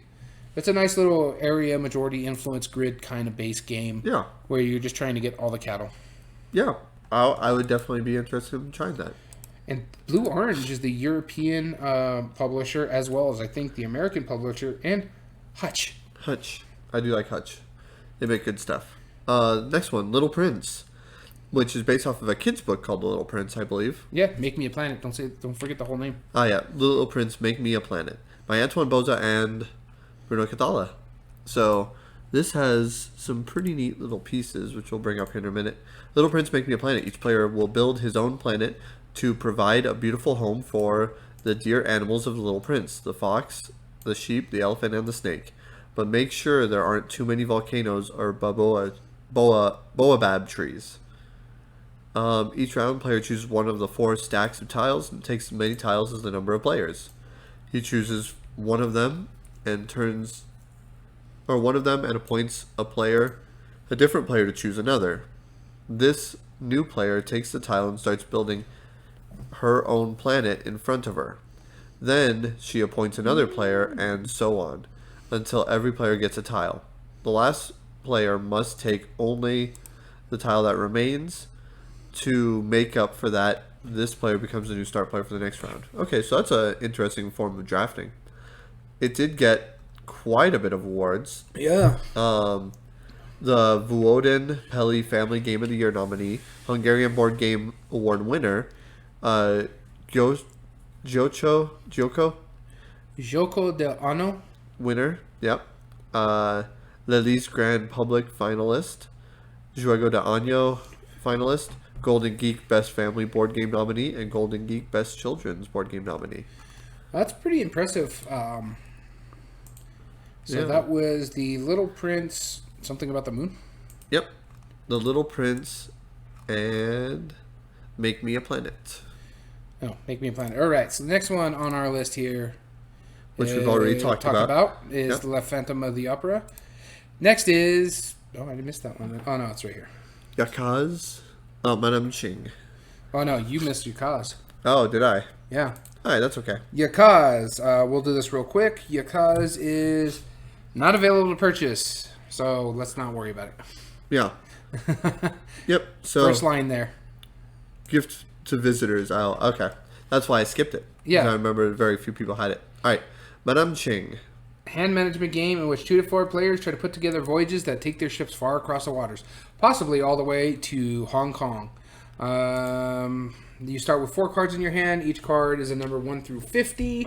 The cards have a colored bar across the top, often with a symbol in them. First round, each player lays down a card, drafts one of the available cards, then moves one of her ships to the right of the ocean. Players repeat the process, possibly starting a new journey, new row of played cards, or adding the journey already begun by a player playing a higher value card that was last played. In the latter case, if the color of the card matches the color of the card previously played, the ship moves directly to the right, otherwise the ship moves both down and right.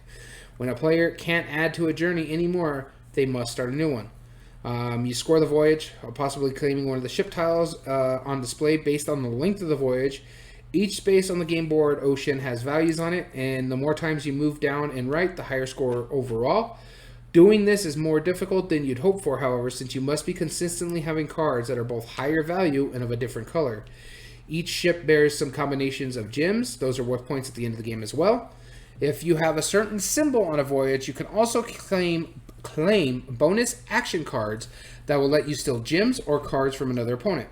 Take cards from the discard pile, insert cards in a voyage, and so on. Get the right symbols, and you can claim the Madan-Ching vessel, ending the game. Players then tally their points, their destination, gems, and so forth, and whoever has the highest score wins. Pretty simple. Yeah. Yeah, another card-based game. I like it.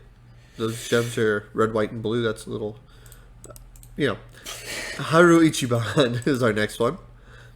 Take hold of the first wind of spring and arrange the beautiful garden of lilies. Yeah, this looks gorgeous, honestly. But it is a 2-player game by Bruno Cathala. Who knew? Ooh.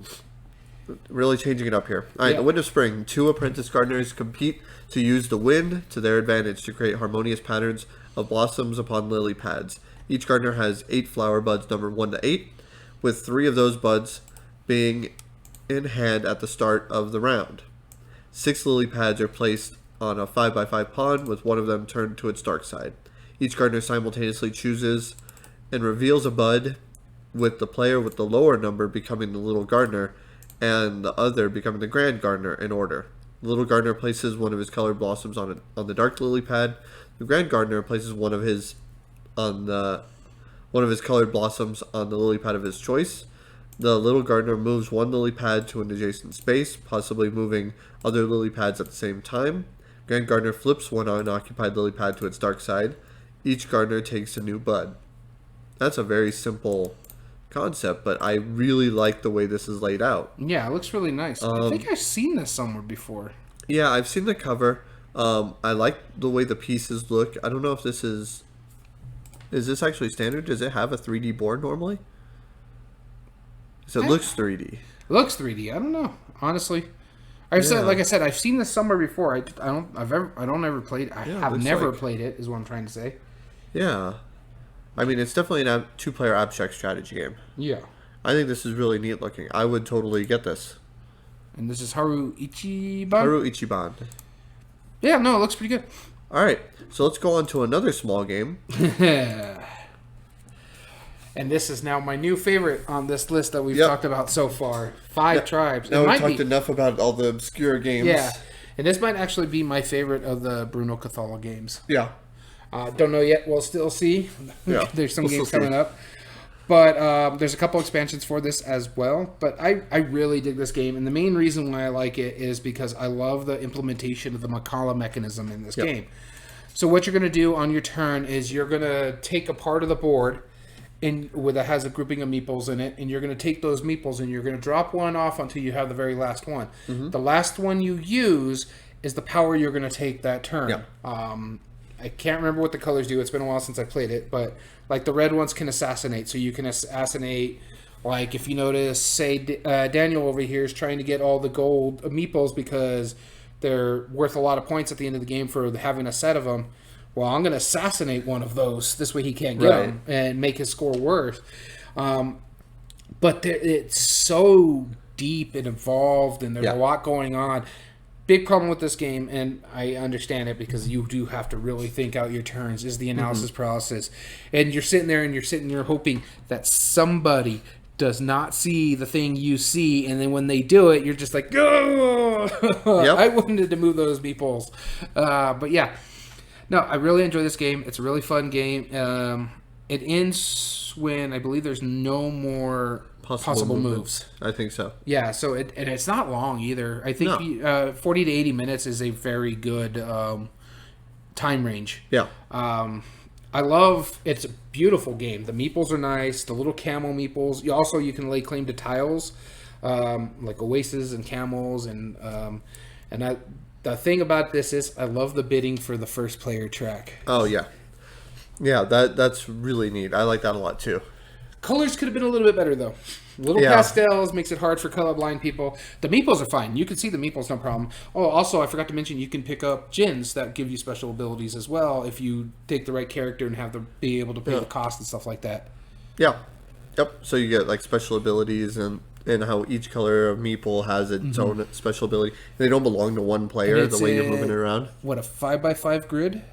5x6. 5x6. Yeah. And then, it's 5x5. I think originally. I think the 5x6 comes into play when you have one of the expansions because it adds the mountains to it, or does it become 6x6? It might be 6x6. Yeah, the base is 5x6. Yeah, so it's a 5x6 grid, and then one of the expansions adds mountains, which give you even more like choices because you can't cross those mountains. Right. So you have to be smarter how you're moving these meeples and stuff like that. Each color meeple has their own special ability. I really enjoy this game. I dig this one a lot. Yeah, I do too. This was originally going to be on our animals list. It was for games because there's camels technically in the game. Technically. Theme, not really in this game. It's all about the mechanisms, but I enjoy it. I enjoy it a lot. Cool.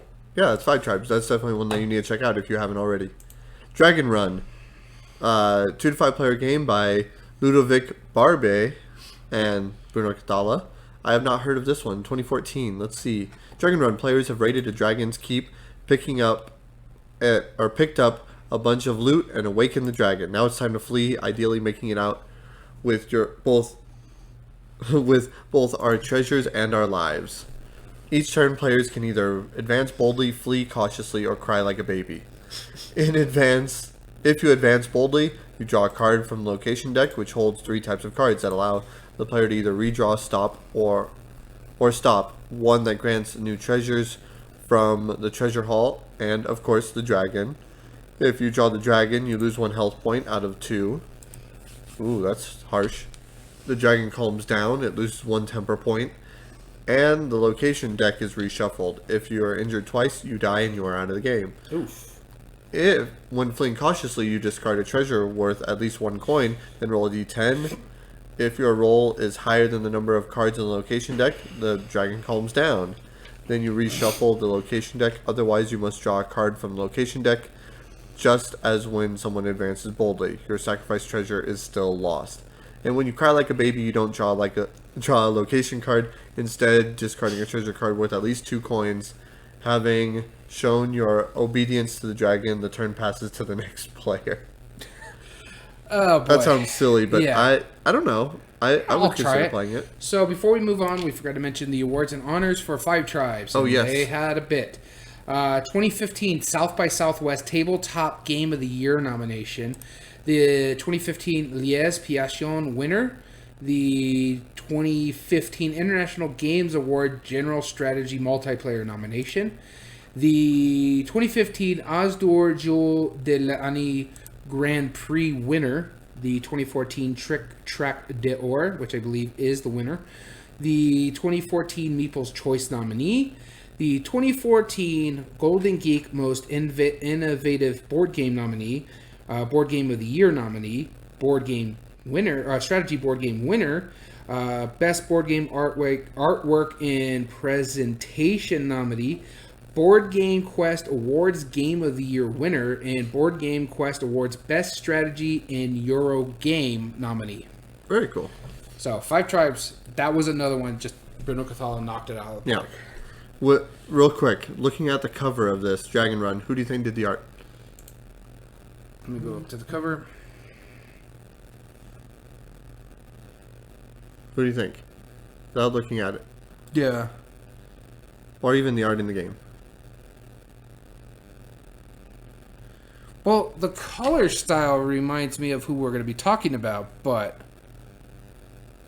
I don't know. Who do you think?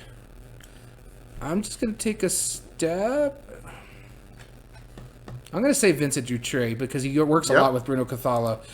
But does. that was yeah, it's a Vincent right Dutray. there. Yeah. That's interesting. It's different than what he normally does, but the color palette is it's spot on. Yeah. So you did miss a game because we thought it was reimplementation. I did pull it up just to look at it, and it's actually a prequel to a Dice Town. It's called Desperados of Dice Town. Okay. It has the same setting as Dice Town for the game, but this is a prequel of sorts, with players now trying to free their fellow bandits from jail in order to do any number of ill-considered deeds. Well, we'll figure out that later, though. First, let's free some Desperados. Right. You'll have 5 Desperados in jail at the start of the game, each with a different symbol on them. On your turn, you roll 4 dice up to 3 times, putting aside dice you want to save. If you combine a hit with the symbol on a Desperado, you rotate the Desperado disc, moving him one step closer to freedom. Each Desperado requires a different number of steps to reach freedom, and once free, you've hit the same. When you hit the same Desperado, he now robs money from the other players. Oh no! Certain dice combinations allow you to draw multiple bonus cards. Choose 1 or 2 that you like, and if you skunk out and don't do anything else, you take the top card as compensation. The cards let you take special bonuses, like not paying opponents and using symbols in different ways. You win by freeing all your Desperados. Oh, interesting. Quick game. Actually, I like the sound of this one a lot more than I actually like the other sound. Right. I don't know. I'd probably rather play Dice Town personally, but I don't disagree. Daniel, take this one. Abyss. So this is right up there with... what is it? The one we just talked about. 5 Tribes. 5 Tribes. Abyss. You know that game that you love so much you don't. Yeah, you I can think of the name of it now, but this is up there with me. I know you don't. You're not a big fan of it. It has an interesting take to a push your luck in it. It has an interesting take to drafting and getting set collection and stuff like that. So on your turn, you can do one of 3 things. You could fight monsters. If you notice the little eel cards there, those are technically monsters in the deep. And I think this has an expansion on it because I don't remember ever seeing that guy right there. And so you go there, you push your luck. That's also coming out of that track is other cards. So they'll have a style on them. So if you notice like here, you'll have a symbol on it. So that's the crab people. That's going to help you buy lords of that certain type. They also have a number, so that's going to be worth 1. There's a lot of 1s, a lot of 2s, some 3s, some 4s, and there's very few 5s of a creature. Because you need those to buy lords. Lords give you special abilities, but you also use lords if they have a key on them to get you a location, because the first time you get 3 keys, you get a new location. And I think it's the first person to 3 or 4 locations. Is it 4? I think it's 7. I can't remember exactly. It's been a while since I played it. But you have to get a certain number of locations to win the game. But there's ways to do it. You push your luck to try to get it, but it's a push your luck with an auction to it. Right. So if that big 5 comes out, it goes to the player next, and he's like, okay, yeah, I'll pay you. I'll pay that. And he pays you. You get the pearl to it. So you got to make sure you have pearls on it. You have to pay for that. So he'll take that card. I bust out another one. If you decide to pass... the next player gets to go. But when the first one's bought, it's worth 1. When the second one's bought, it's worth 2. If the third one is bought, depending on how many players you're playing, it's worth 3. If everybody passes and decides not to take the thing, I could either move forward on the line and everybody else can decide if they're going to do it. We go that route again. However far I am on the route, I get to take all those cards. I see. No, is it all the cards? No, you take out the one that you wanted because you keep pushing your luck. Whatever's left moves down into the 5 choir, which allows you to draw all those cards. That's the other thing you could do on your turn is you could draw all those cards from one pile into your hand, which again would be allowing you the third part that you can do. So remember, one of these 3 actions, and that would allow you to buy the lords. We saw the lore cards. They're the big ones. They have special abilities on them. But once they're locked into a location, you don't get to use their ability anymore.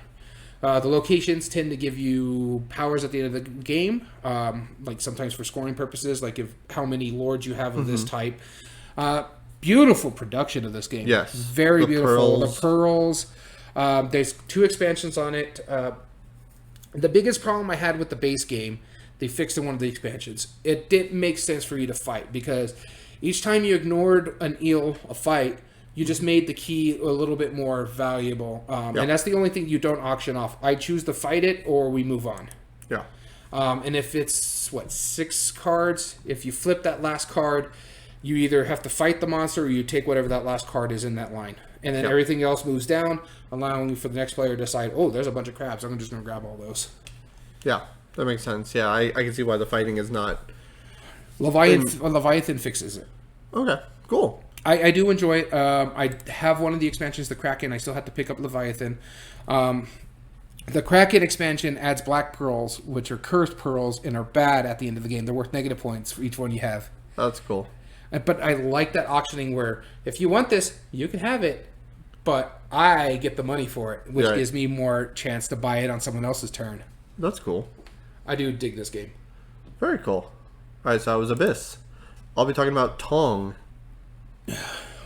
by Bruno Cathala. It's web published even, so I don't know what that means. But Tong. Before we move on to Tong here, Abyss is the 2015 Origins Award Best Board Game nominee, 2015 As d'Or Jeu de l'Année nominee, Trick Track 2014 nominee, 2014 Golden Geek Best Card Game nominee, Golden Geek Best Board Game Artwork and Presentation winner, Board Game Quest Award Best Production Values winner.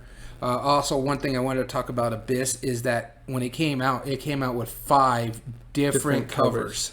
Yeah. Did nothing but just give you a different cover. Which is definitely interesting. Yeah.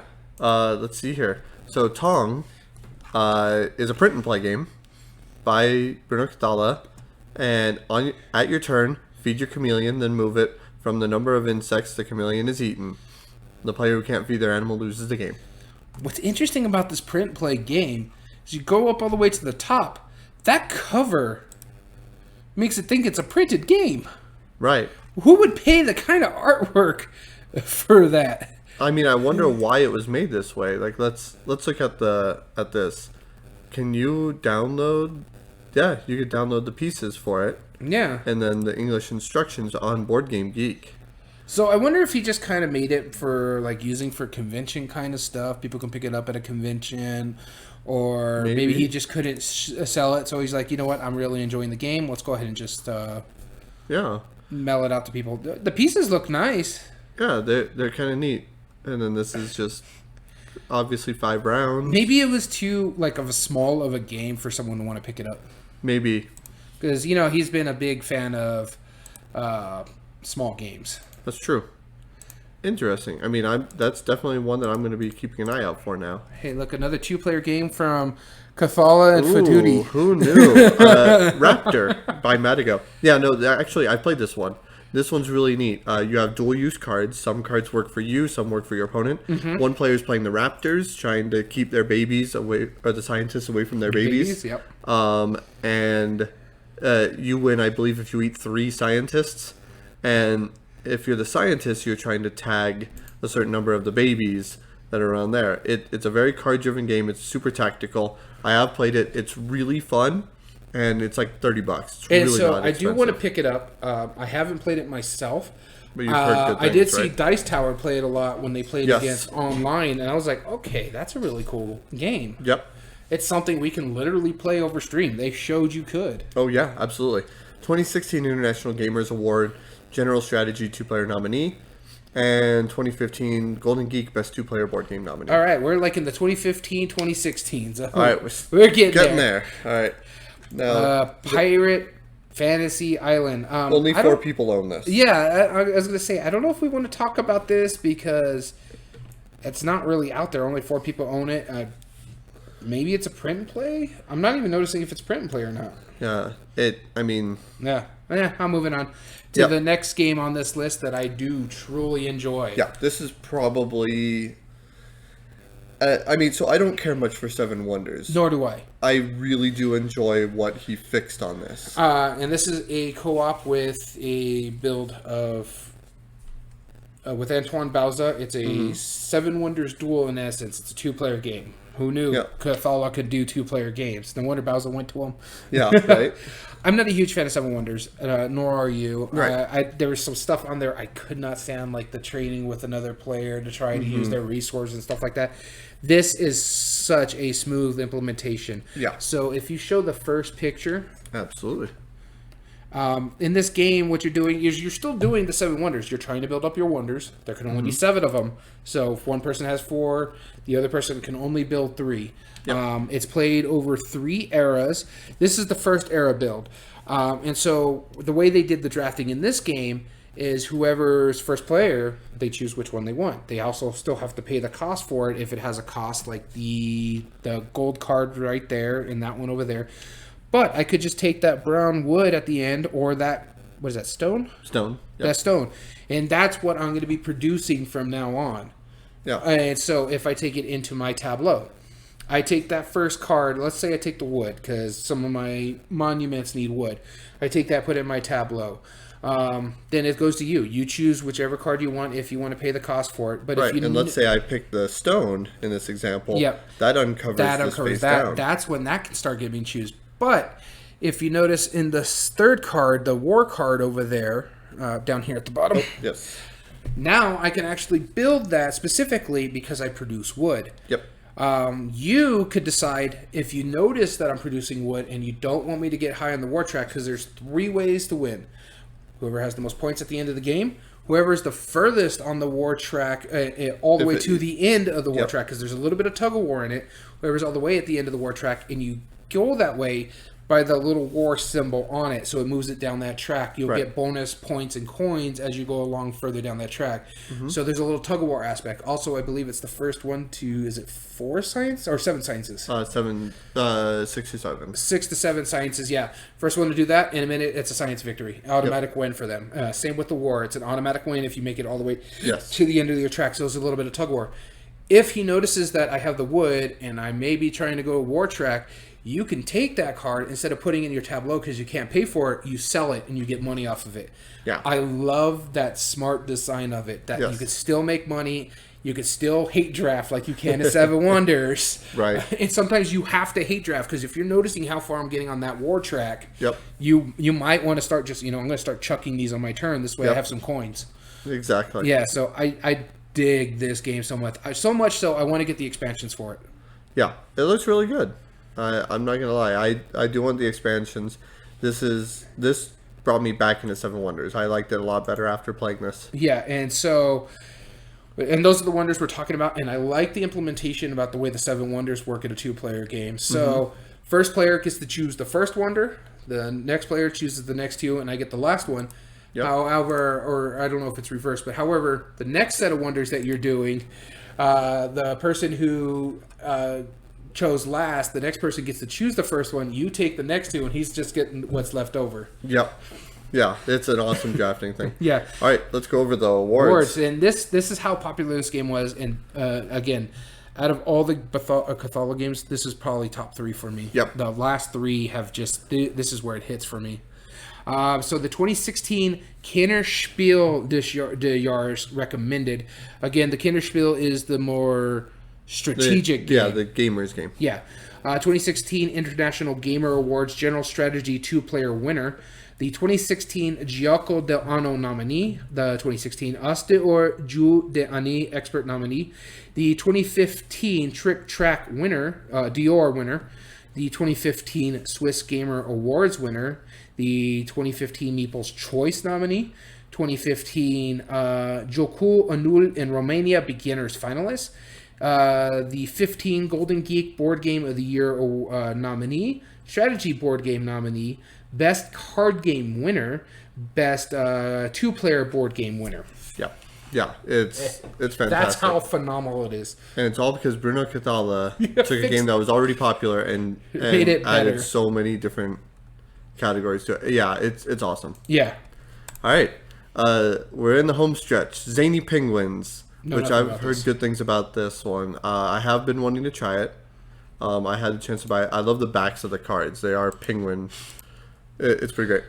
In Zany Penguins, you want to make sure that your tribe of penguins is the one that takes control of the earth. So do what you can to take charge of regions such as desert, jungle, and the North Pole. In game terms, each region has a set of cards number 1 to 9 to set up, shuffle the deck, then deal each player a personal deck of 18 cards. Each player starts with 2 cards in hand. On a turn, you draw 2 cards, pass 1 to each your left and right neighbors. Take the cards passed to you, then simultaneously play and reveal 1 card in front of you to the table. If you play a 1 on your next turn, you play and reveal 2 cards instead of 1. If you play a 2, it blows up. All cards 6 through 9 played on the same turn. If you play a 3 on the subsequent turn, everybody else plays before you. After 8 turns, for each card color on the table in front of you, in which you have the highest sum of all players, you score the sum of all cards of this color in your hand. So it has a lot of back and forth. You're playing penguins. I just love the backs on those. Those are so great. You want to know my gripe about this? Color? No, I don't mind the colors. The cards look amazing. Yeah? No, what's your gripe? Comes in a tin. Yeah. That's fair. How do you know that's not a rounded cardboard box? Because it's shiny. Is it shiny on the image? Look at the corners. Let's see here. Yeah, okay, that does look shiny. That does look like metal that's curled up a little bit, doesn't it? Yes. But another cool little card game from Bruno Cathala, Zany Penguins. A card game from Bruno Cathala. Hey, speaking of which, and Pocket Madness. Bruno Cathala and Ludovic Mablanc. Mm-hmm. Pocket Madness. I don't know if this is a card game, but this looks like it's a card game. Yep. You'll meet nice people like Shub Nuggeroth. Oh god, he made a Cthulhu game. Yep. Visit lovely places like Innsmouth and cross the paths of friendly creatures such as the Shoggoths. Is a fast-paced card game inspired by the writings of H.P. Lovecraft, known worldwide for his story short, The Call of Cthulhu. In the game, you invoke the powers of the Ancient Ones that drive your fellow cultists mad while securing your path to victory. To play, you first deal each player 2 cards from the deck that contains cards numbers 6 through 12. Then you count out 17 face-down cards, flip the remaining face-up, shuffle the deck, then lay it out in a row so that all players can see the cards. On a turn, you either take 1 to 3 cards, open a portal, open an investigation. When you take a card, you pick up the first 1 to 3 cards in the row, then add them to your hand. To open a portal, you lay down 3 or more cards of the same type. Then you take the portal matching the number on those cards. Each portal has a different power, and you can use any one portal power on your turn. If someone else claims a portal that you own, too bad, you've lost the portal. To open an investigation, discards cards numbered 6 through 12, after which each other player gains as many madness tokens as the number of investigations this round. A round ends when one player runs out of cards or the card row runs out. In the latter case, everyone takes one final turn. Then all players gain madness tokens equal to the number of different type of cards in their hand. If a player empties their hand, the player loses half of their madness tokens while everyone else gains one. The game ends the round that a player has collected 10 or more madness tokens. I actually want to play this. Yeah, this sounds really good. It's pretty inexpensive, so just buy it for us. Maybe later when the wife doesn't try to kill me, because I have a Kickstarter tomorrow. Good point. Let's jump to the next one. This is on my radar. I would like to try this. That sounds really fun, actually. Yeah, exactly. King Domino. This one is definitely one that we're going to have to take a moment to talk about, because this is an incredibly simple game. Spoiler alert, a Spiel des Jahres winner. Spiel des Jahres winner, yep. Which we've talked about before. And not only that, it's won 2018 Hungarian board game nominee, Spiel des Jahres winner, Nederlandse Spellenprijs, best family game nominee, the Gouden Ludo best family game winner, the Gioco dell'Anno winner, As d'Or Jeu de l'Année nominee, Arrête Spiel best family game nominee, Trick Track nominee, and Golden Geek best family board game nominee, I believe. Yep. Nominee. So this is simple. You have 48 tiles. You're building a 5x5 grid. The way you draft is pretty simple. They're all numbered in a certain rank, and the lower the rank that is, the lower in turn order you get to pick it. Yep. So you could take better tiles, but then you're picking after everybody else in the next turn. Yeah. Very simple. Building a 5x5 grid, the number of crowns times the number of spaces that it takes of that specific type. type area, and they all have to be touching in a way. So like you're not getting the crowns if they're not touching. So if I have two different forests, I'm only getting the points for the forest with crowns on them. Yeah, which is similar to like the Sobek scoring in a way, but less tile placement. I adore this game. I was sold on it a lot as soon as I first got it. When I first played this and I heard about it, I thought it was going to be too simple. Yes. Way too simple. And then I played it and I'm like, oh my god, my brain hurts. It is simple. It is probably one of the easiest games of Bruno Cathala to pick up. Yeah. And this game is easier to pick up than Seven Wonders Duel. And that's a 2-player game that's really easy to play. This is easier than Seven Wonders. Much easier than Seven Wonders. And Seven Wonders is an easy game. This, to me, is the epitome of a gateway game. Yeah. This is so easy, 100%. So simple that you can get people who are not into modern board gaming into board gaming. And I understand why I won the Spiel des Jahres. So simple, but so good, and a brain burner. Yeah. I can understand people's argument against it, but we'll talk about the sequel to it later on. Also, there is another re-implementation of it. I don't know if it's out yet or going to be out yet, and that's King. Oh no, it is out yet now. The King Domino Duel, which is a roll and write implementation for 2 players. Yes, of course it had to be 2 players, right? Of course it does. Of course, it's Bruno Cathala. But that's his first roll and write that I'm aware of. Yeah. Anyway. All right.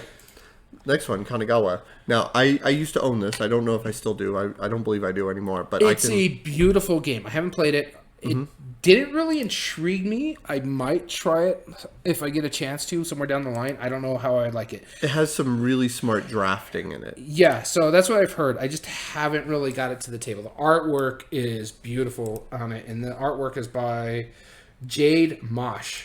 Yeah. And so this one is Kanagawa, the Great Bay of Tokyo, the master Hakusai, decided to open a painting school to share his art with his disciples.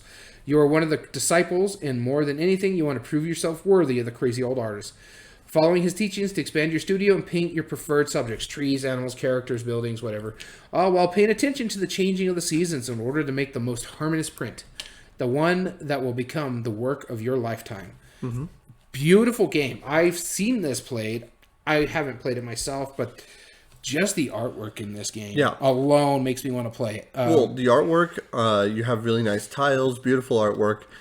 You have a bamboo style mat that rolls out, and that's your drafting board. Yeah. You have like these paint sticks and like little vases. Oh my god, it's really cool. I do want to try this. Haven't tried it yet. It's actually relatively cheap on Amazon right now, from what I'm seeing over here. $22. Yeah, I could pick up this one in that H.P. Lovecraft game for $30. Yeah, so go for it. Because I got to spend $50 on the new Jaws of Lion Gloomhaven game. Oh, that's true. We might have to take a trip to Target. Yeah.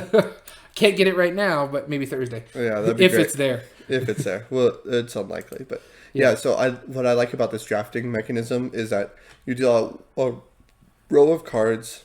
A row of cards for the number of players, and then one player can take one of the rows if they want to, starting with the first player, or it can go to the next player.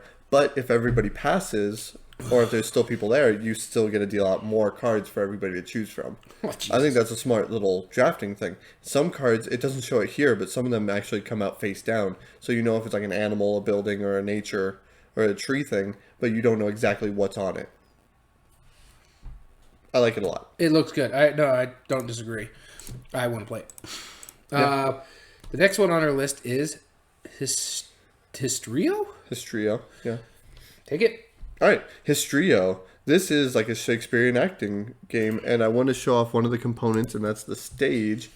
It's a puppet show. Let's not lie here. Yeah, pretty much. In that special time of the year, the entire kingdom gathers in the court for the munificent theatrical festival. Acting troops from all over the land will come together and perform plays of lighthearted comedy or soul-wrenching tragedy. Will their performance win the favor of the king, or will his fickle mood spell a flop?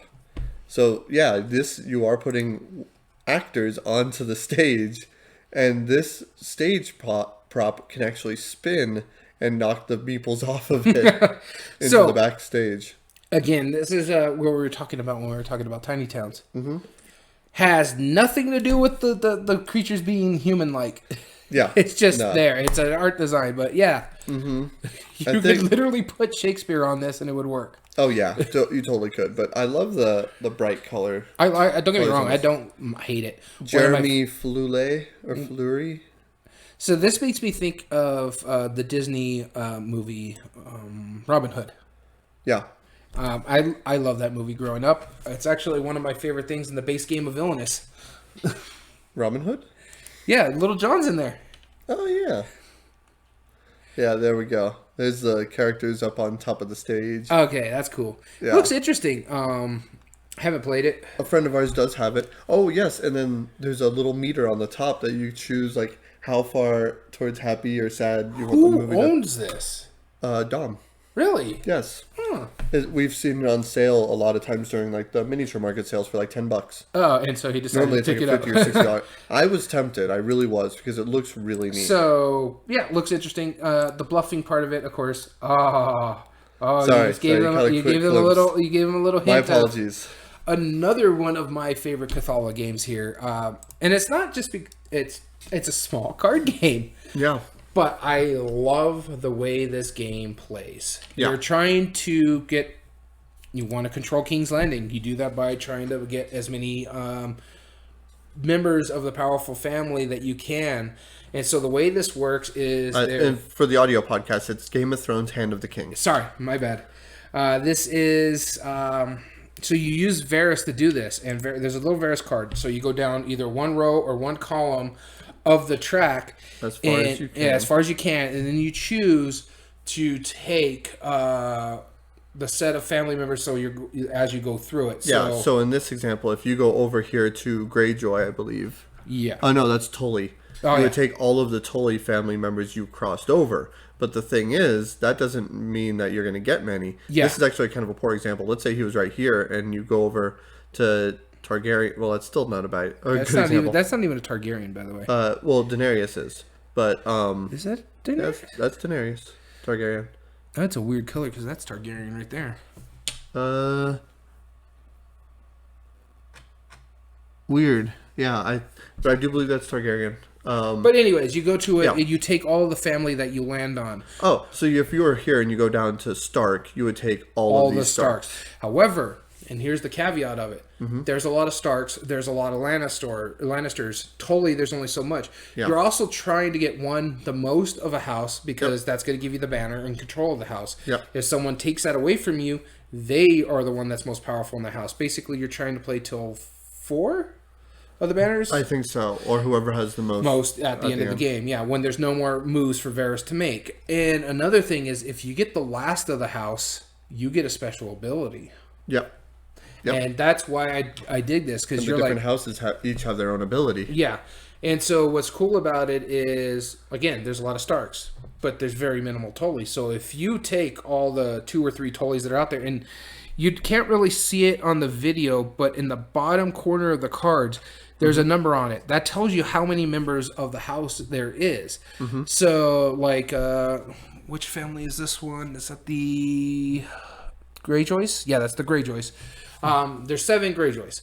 If I have 3 of the Greyjoys and someone else has 3 of the Greyjoys, we're both trying to get that last one before we can get the majority. So we're trying to set it up and we're trying to block each other from getting it. And so I dig this game. It's a quick card game. I think I could play 3 rounds of this in less than 30 minutes. Oh, yeah. Yeah, I think it's smart. And so this comes in, like, there was 3 games, I believe, that were in this pocket size style from Fantasy Flight game that were Game of Thrones themed. One of them, I think, was kind of like a mini LCG version of the game. One was this one, and one was by Reiner Knizia that was god-awful. It was one of the worst games I've ever played, which is sad because I love Knizia. I think there must have been like some kind of translation error, but this one, I was very hesitant going into this because I played the Knizia one first, and I liked this one a lot. This is honestly, the theme doesn't matter. The gameplay is fun. Yeah. It's amazing.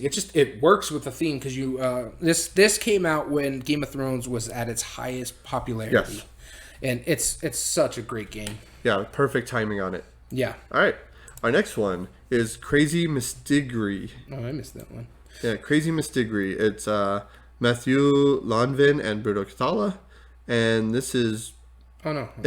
Okay. The description. Crazy Mystery is a card game with cats. All right. Anyway, let's go to the next one. You missed Dice Stars, just so you know. Oh, did I? Okay. Yeah. So let's talk about Dice Stars then. Dice Stars is the dice or shooting stars that never look the same. You could choose to end the game quickly or take your time, but all your choices will be crucial to multiply your points and reaching an incredible total. You may need to risk it all if you want to succeed. In more detail, Dice Star is a short dice game in which you have the best decision to score the maximum of points on your turn. You add a certain number of dice to the dice pool, then take either all the dice of the same color or all the dice of the same value. These actions let you score points in different ways. That's pretty much it. Very cool. It's a push your luck, paper and pencil dice rolling game. It also has pool building. I like it. So we're just going to quickly bring this up. Conan, there is 7 designers. Frederick Henry, Bruno Cathala. There's like 9 artists. There's a lot here. Neither one of us ever played it. There's so many. There we go. It wasn't even loading the. Yeah. Ludovic Mablanc, Bruno Cathala, some guy named Croc. Yeah, Croc. So some big names helped design this game. Ludovic Mablanc, Laurent Pouchain. So what I know about this is you're basically Conan taking on, and some friends if you're playing with multiple players, taking out one guy controls the river, which is the bad guys, and then everybody else, Conan and the companions. And the biggest gripe everybody has about this game is that if you're not Conan, you're not having fun because Conan is so overpowered in this game. Yep. And then it was re-implemented into Batman Gotham City. It was just a re-implement. Oh, man. And I have to say this about Batman Gotham City. The worst rule book I have ever had the chance of reading. Have you actually read it? Yeah, me and a mutual friend of ours who owns the game went through it. That rule book is by far the most atrocious thing I have ever read. You have to actually go on Board Game Geek to get people, not the game designers, not just translate it, just people who help you understand it. And a big part of it too is this game is very, not this one per se, but I've heard that this one has issues too. Yeah. The Batman game has a lot of symbology on it that the rulebook does not explain very well. That's a shame. Yeah. So like it just wasn't ready to come out yet. Yeah, it just, they kickstarted it and put out a bunch on there. Yeah. Next one, Yamatai, 2017. I own this, have not played it yet. We were about to play it last week. Yep. Mark Paquin and Bruno Cathala. I do know the premise of this. You are sailing your ships throughout the islands, trying to impress the queen, and you are getting favors from people, building buildings like different monuments or your buildings on the different spots. Basically, it's a set collection game where in order to build certain buildings onto it for points, you have to have the ships surrounding the island with the correct colors. So, for example, if I wanted to build, I don't have a picture of the ship. I'll bring it up in a bit. An island that has 2 orange ships and a black, then as long as that's surrounding it, you would then be able to build it on your turn. So what makes it neat is that I think it seems like it has a lot of back and forth of how many ships you want to put out, which ones you want to draft, and which ones you want to leave for your fellow players to deal with as well. I haven't played it yet. I want to. It was on my list. I do want to dig into this one. It's another one of the big box Bruno Cathala Days of Wonder games. Yep. So it's gorgeous. Yeah, it's absolutely stunning. This one was not as popular as Five Tribes, and this was the following year, I believe, or 2 years. What was that after. Other one? Five Tribes. There's another one right Shadows. Shadows over Camelot. Yeah.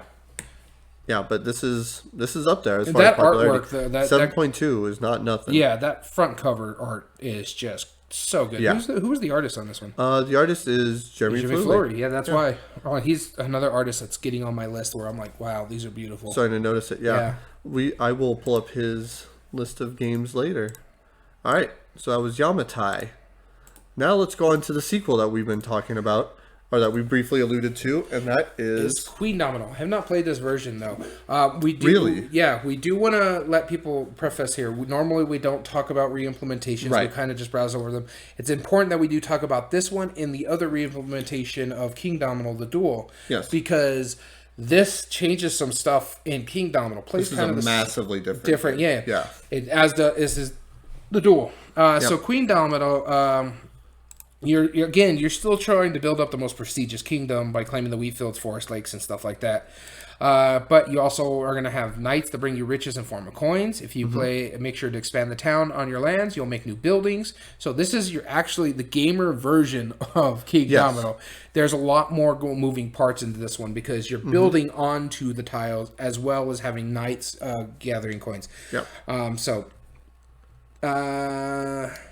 So 4 players are allowed to go up to 7x7, or 6 players if you stick to the 5x5 grids or something like that. Just depends on how many you want to play. But it does look interesting. I do want to try it. But I love King Domino so much. I don't know how this would make me feel. You can combine the two. Yeah, that's what I heard. Yep. No, you will like this better. Well, I really do think that. You said the same thing about the second Azul, and I did not like the second Azul better than the first Azul. That's true. Yeah, and I'm starting to understand why not. Adore the third Azul. Yeah, that's kind of goes along with it. But everybody who I've seen review-wise, gamers, they like this one better. Just because it's not just a simple drafting game. It's you have to think out your moves. Yeah. So it has 3 nominations and or awards on here. It won the 2018 UK Games Expo Best Expansion Judges. This is the first award from the UK Games Expo, right? I believe so. One of the first ones. Well, that says something. Yeah. The 2018 Trick Track nominee and the 2017 Golden Geek Best Family Board Game nomination. Really? Yeah. That's, We've talked about this a little bit. Yep. What is the re-implementation of Think Again? Yep. Where it's that quiz where you're trying to give right or wrong answers. Yep, exactly. Scarabia. So now Scarabia, this is interesting. This was nominated for the Spiel against Azul. Speaking of, this was a game by Bruno Cathala. You are, as the head of an international archaeological team, it is, I think this was nominated. Anyway, I will double check that. But maybe not. I thought it was. It's a tile-laying puzzle game in which the goal is to score more scarabs by positioning your tiles such that they create an enclosed zones of 1 to 4 squares. Each scarab in an enclosed zone is worth a number of points equal to the number of squares in its zone. So this has a lot of similar tile laying to like King Domino and multipliers and whatnot. Same multiplier that we saw in Sobek as well. Yeah. The game is over when all 12 tiles have been drawn. Maybe I was mistaken on that, but I do remember this being nominated for some awards. Let's take a look at the board here real quick. It's a polyomino game, obviously. Well, of course, everybody's got to have one. Yeah, everyone's got a polyomino. The Walker Harding, Uwe Rosenberg has just made a thing about that now. Yep. I haven't yet. Let's keep it anyway. So, yeah, Scarabia, it looks really cool.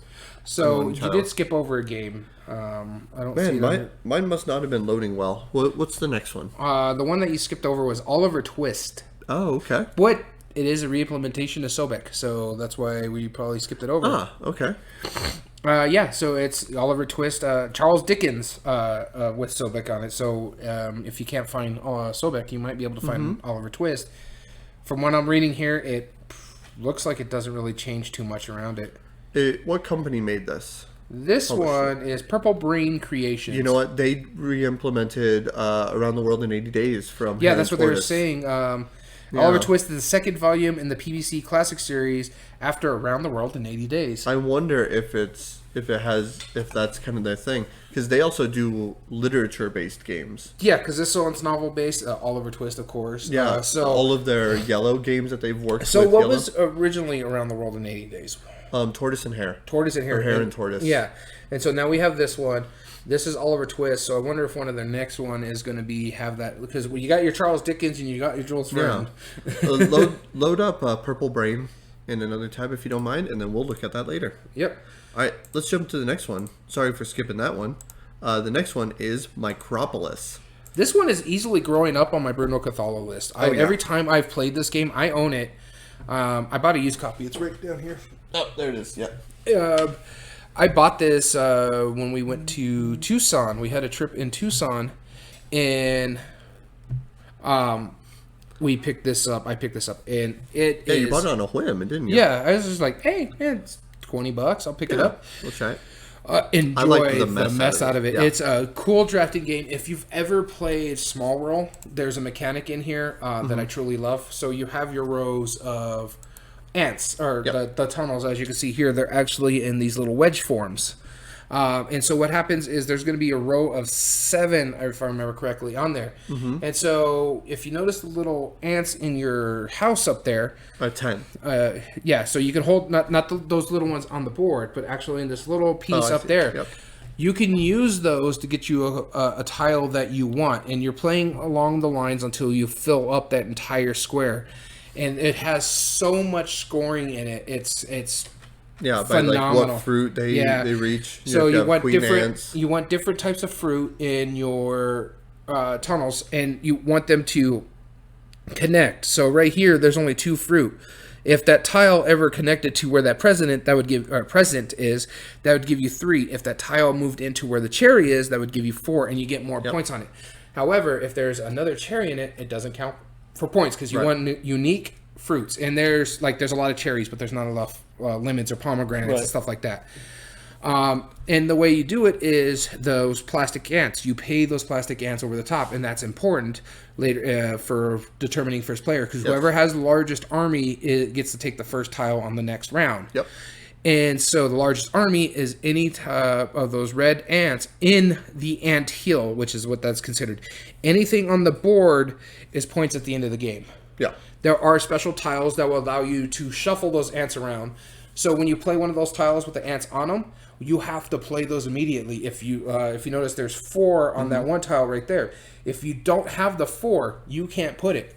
But if you get one of those tiles that let you re-implement it and you already have that 4 in there, that's when you can shuffle those down there.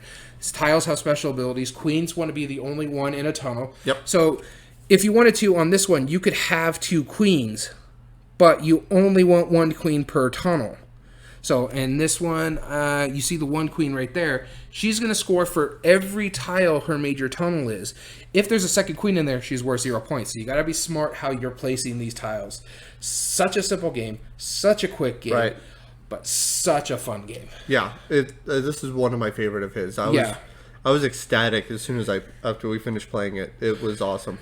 And I like tile laying a lot. Yeah, tile laying is one of my favorite mechanisms, and the way he does this, because then you're like, oh, and I forgot to mention, after you place your first tile, you always have to play next to one of your other tiles already in play.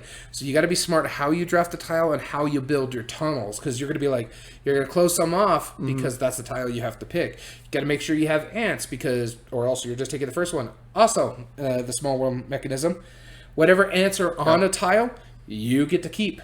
Yeah, exactly. I like it a lot. That was Micropolis. I dig that game. Magic Fold also re-implements a Fold It, which, so if I'm not mistaken, okay, I don't know Fold It. This one just looks strange. Yeah. Ride the magic carpet across the desert in a magical race to the Sky Palace, or to the Sky Palace, with a friendly genie. You can fall into traps or fly faster in the wind. Magic Fold is a new version of Fold It, a racing game with a theme designed by Bruno Cathala. The game presents a new fantastical combination of racing and folding system. Pick and choose between 4 magical formula cards and fold the magic carpet quickly before the other players. Now, I am familiar with Fold It. It was originally you were making sushi plates, if I'm not mistaken. Okay. It was a really neat game. It actually was on a fabric printed thing with different sushi, if you can see right here on this picture. Yeah. I did used to have it, and apparently Bruno Cathala remade it and added the magic carpet theme to it. So that's kind of a cool little twist. Yeah. I kind of like that. Yeah. Okay. Yeah. So, next one on our list is Loser. Loser. Hey, what'd you call me? Yeah, go ahead. And here's something interesting about this. Look who the co-designer is. Wait, hold on. Vincent Dutrait is a co-designer? I didn't realize. And someone else did the art. Interesting. All right. I haven't seen that in many times. I don't know anything about this game. It's called Loser. Think twice before you mess with magic, or you might spend the rest of your life as a frog. In the mean and clever card game Loser, there are no winners. You're either safe or the loser. In turn, each player plays a card either face up or face down. They try to keep track of whether you've got the card with the highest value and vote accordingly. Thumbs up, thumbs down. At the end of each round, your opponents will try their best to throw you off and ruin your plans. So watch out and don't lose your cool, because if you lose twice, no potion will save you. Loser has 23 special cards with crazy effects that may tip the balance at any point of the game. Simple. But shockingly, Vincent Dutrait helped make this, but didn't do the art for it. Yeah, that's a bit odd, isn't it? Yeah. I mean, we knew he was an amazing artist, and that's his only game. Yeah. That he's helped design. Either that or it's titled incorrectly on Board Game Geek. Interesting. Okay. So that was Loser in 2018. We're getting down there. We're getting close. I don't see any votes on this. 0.0 ratings. 4 people own it. Quick cat, educational, Oh, I see. It is a contract game for the Institute of Microbiology. Okay, that's kind of cool. That is kind of cool. I like educational places that do this kind of stuff. What intrigues me though is because it makes it the cover makes it look like it's published because it says GameWorks on it. Well, it is. Yeah, it is by GameWorks. Yeah, Malcolm Braff, Bruno Cathala, and Sebastian Palchon, they're the same ones who did that other game that we skipped earlier. Yeah, that was published for academic reasons. That's kind of cool that they do stuff like that. Yeah, that's a brand new thing that we didn't know about GameWorks. So good job for them. Cool. Next up is Kawara, which is a re-implementation of that zebra game we were talking about. Yep. So we can skip that, but we can take a quick look at it. Yeah, 2 groups of animals compete for the safe space. A savanna claiming points when they dominate a territory, but the value of the space depends on who's in it. Not too bad. Looks pretty good. No awards, so we can move on. All right, Jurassic Snack, which is a re-implementation of War and Sheep. So this is interesting.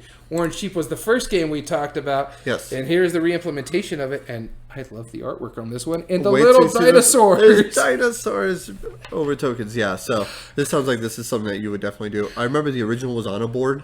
This looks like it's just a few tiles that make up the board. Probably not a big deal, but yeah, that's cool. So that's Jurassic Snack. What company made this one? That is the Flying Games and Camille Chaussee. Unfortunately, I'm not seeing that we could buy it because there is nothing over here. Yeah, publishers, Funiverse, Lon Lolin. I don't think any of these are U.S. distributors, publishers. No, it doesn't look like it. There is, I did see it on the list. We're not going to talk about it, but apparently there's going to be a Jurassic Snack too, so maybe that one will come. But I want these little freaking dinosaurs. I know, it does great. You can probably get an international version of it. Yep. All right. Next up. Imaginarium. Is this yours or mine? I can't remember. I'll take it.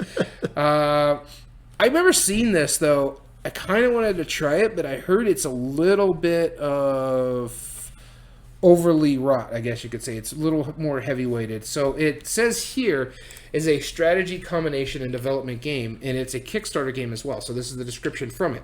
Mm-hmm. Through the mist, you can see, just about to see the gigantic form of a factory. This is where the essence of dreams is shaped. We will enter the factory through the grand entrance. Here are the famous machines. You can repair, combine, or dismantle them. They will produce the resources needed to repair more powerful machines. I'm sure that you'll quickly make the best use of your resources and the space available in your workshop to carry out the projects of the design office and gain victory points. It's a worker placement game from what I'm seeing over here under the mechanisms. It's fantasy category, worker placement. Mm-hmm. And it's got steampunk to it, which are themes I kind of enjoy, and, mechanisms and stuff like that. Yep. But I want to try it just because it's Bruno Cathala, but I don't know how I'm going to feel about it. You know what I mean? Right. Yeah, exactly. I really dig the art on this. The art is gorgeous, though.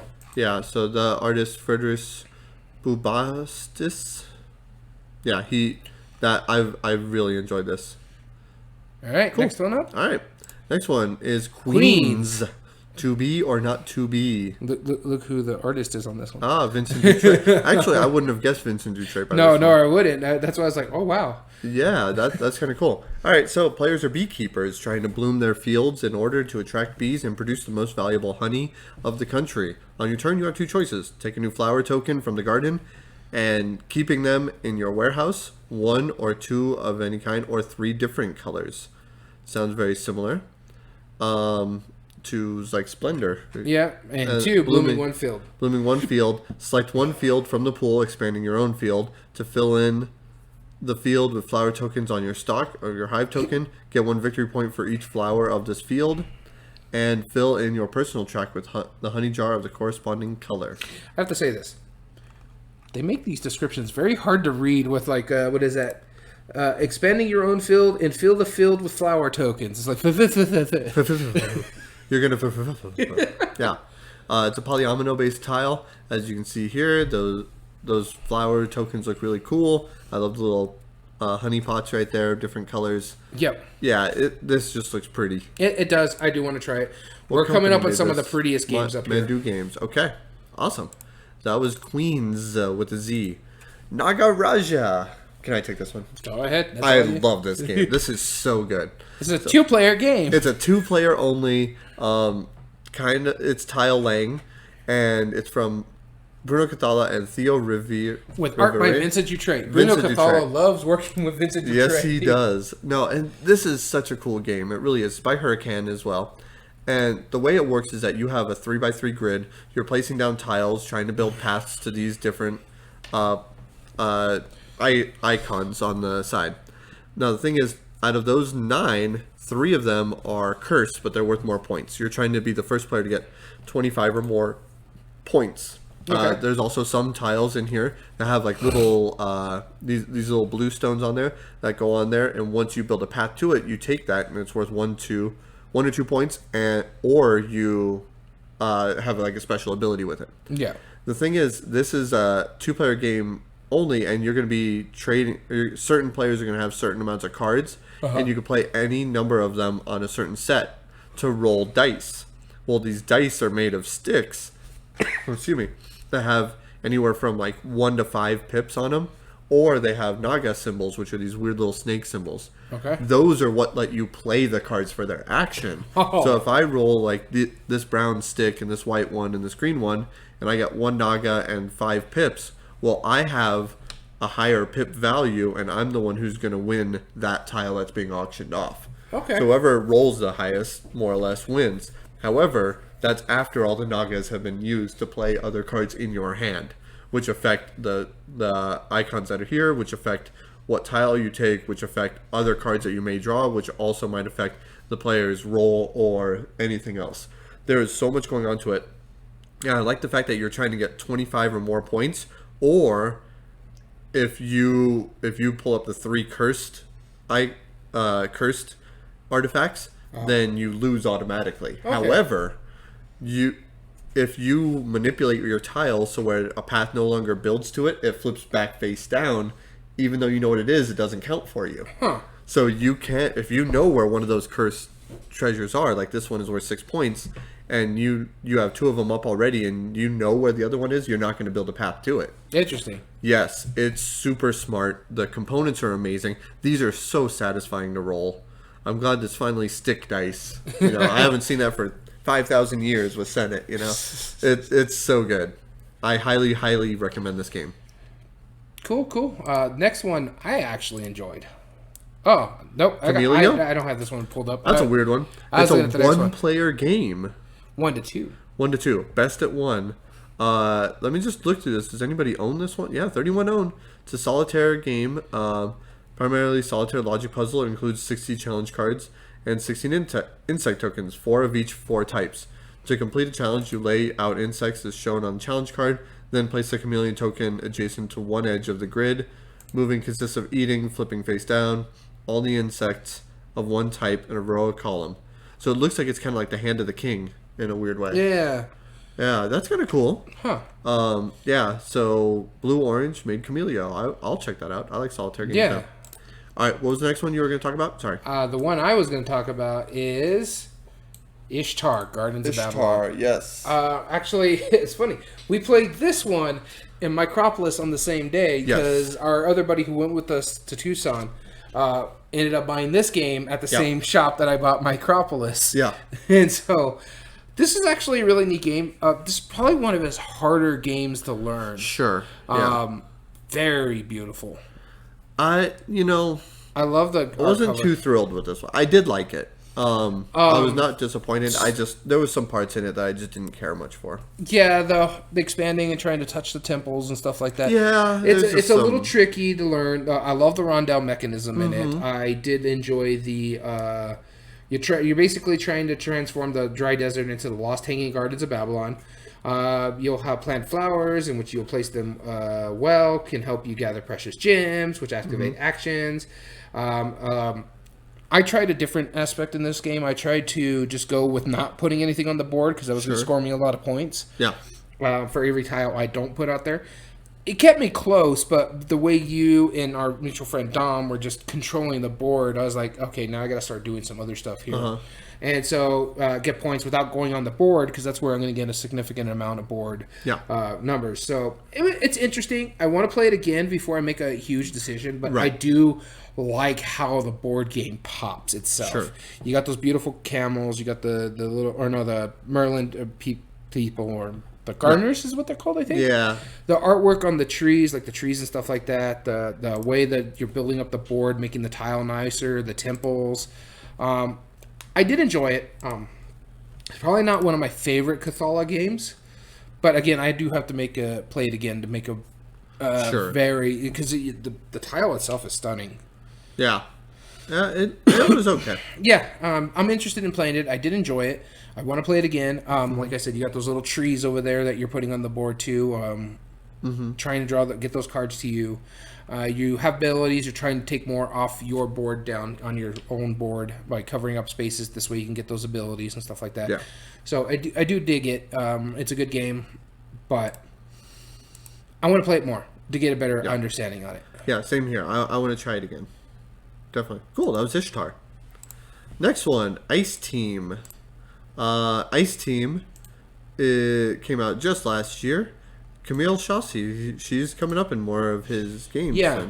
And I think they work with flying games, which makes sense. But this is by Bruno Cathala and Matthew Dunstan, which we played a game of his the other day, Costa Rica. Oh, that's right. Yeah, that was actually kind of fun. Yeah, it was really neat. And I don't know anything about this, but it looks immediately like a racing game.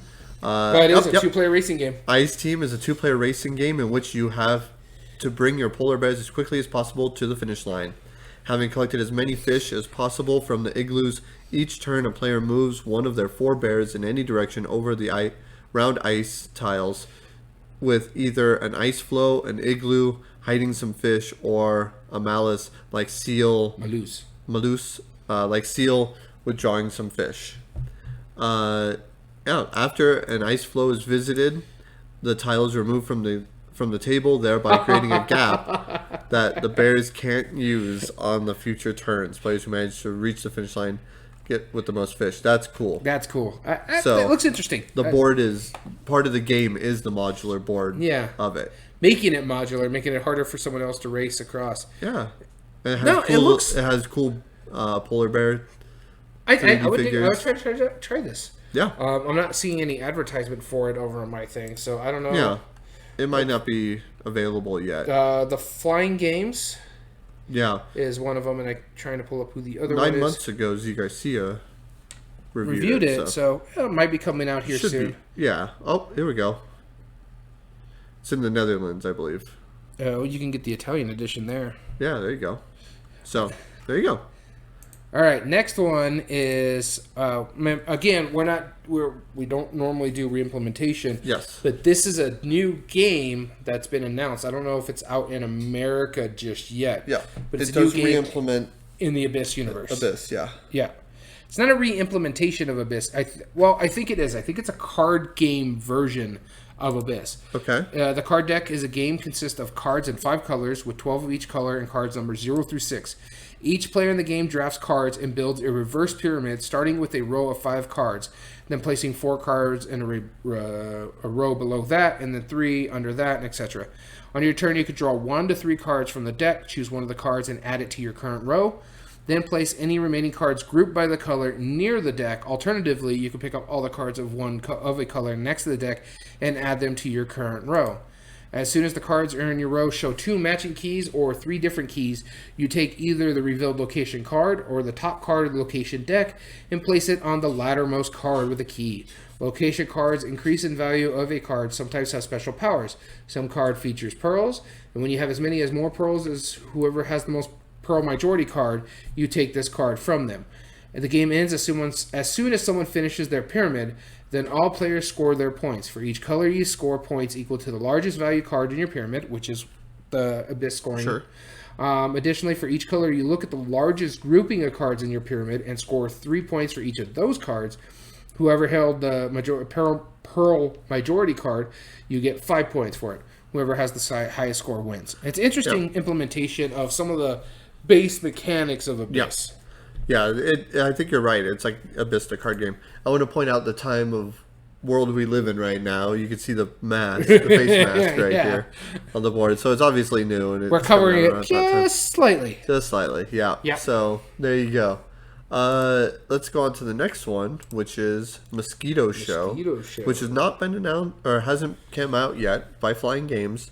At least I don't think it has. No, I stand corrected. 53. It might be out in Europe. We just haven't heard anything about it because it hasn't been announced for America yet. And guess what? It's a tactical 2-player game with each player controlling a toucan and a chameleon. The board is 4x4 grid and a stack of 3 mosquito tokens placed in 9 internal intersections on the grid. I'm just going to go ahead and pull this up really quick. I'm going to pull up the art as well. Yeah, I'm not pulling that art up. On a turn, the players move their toucan or chameleon.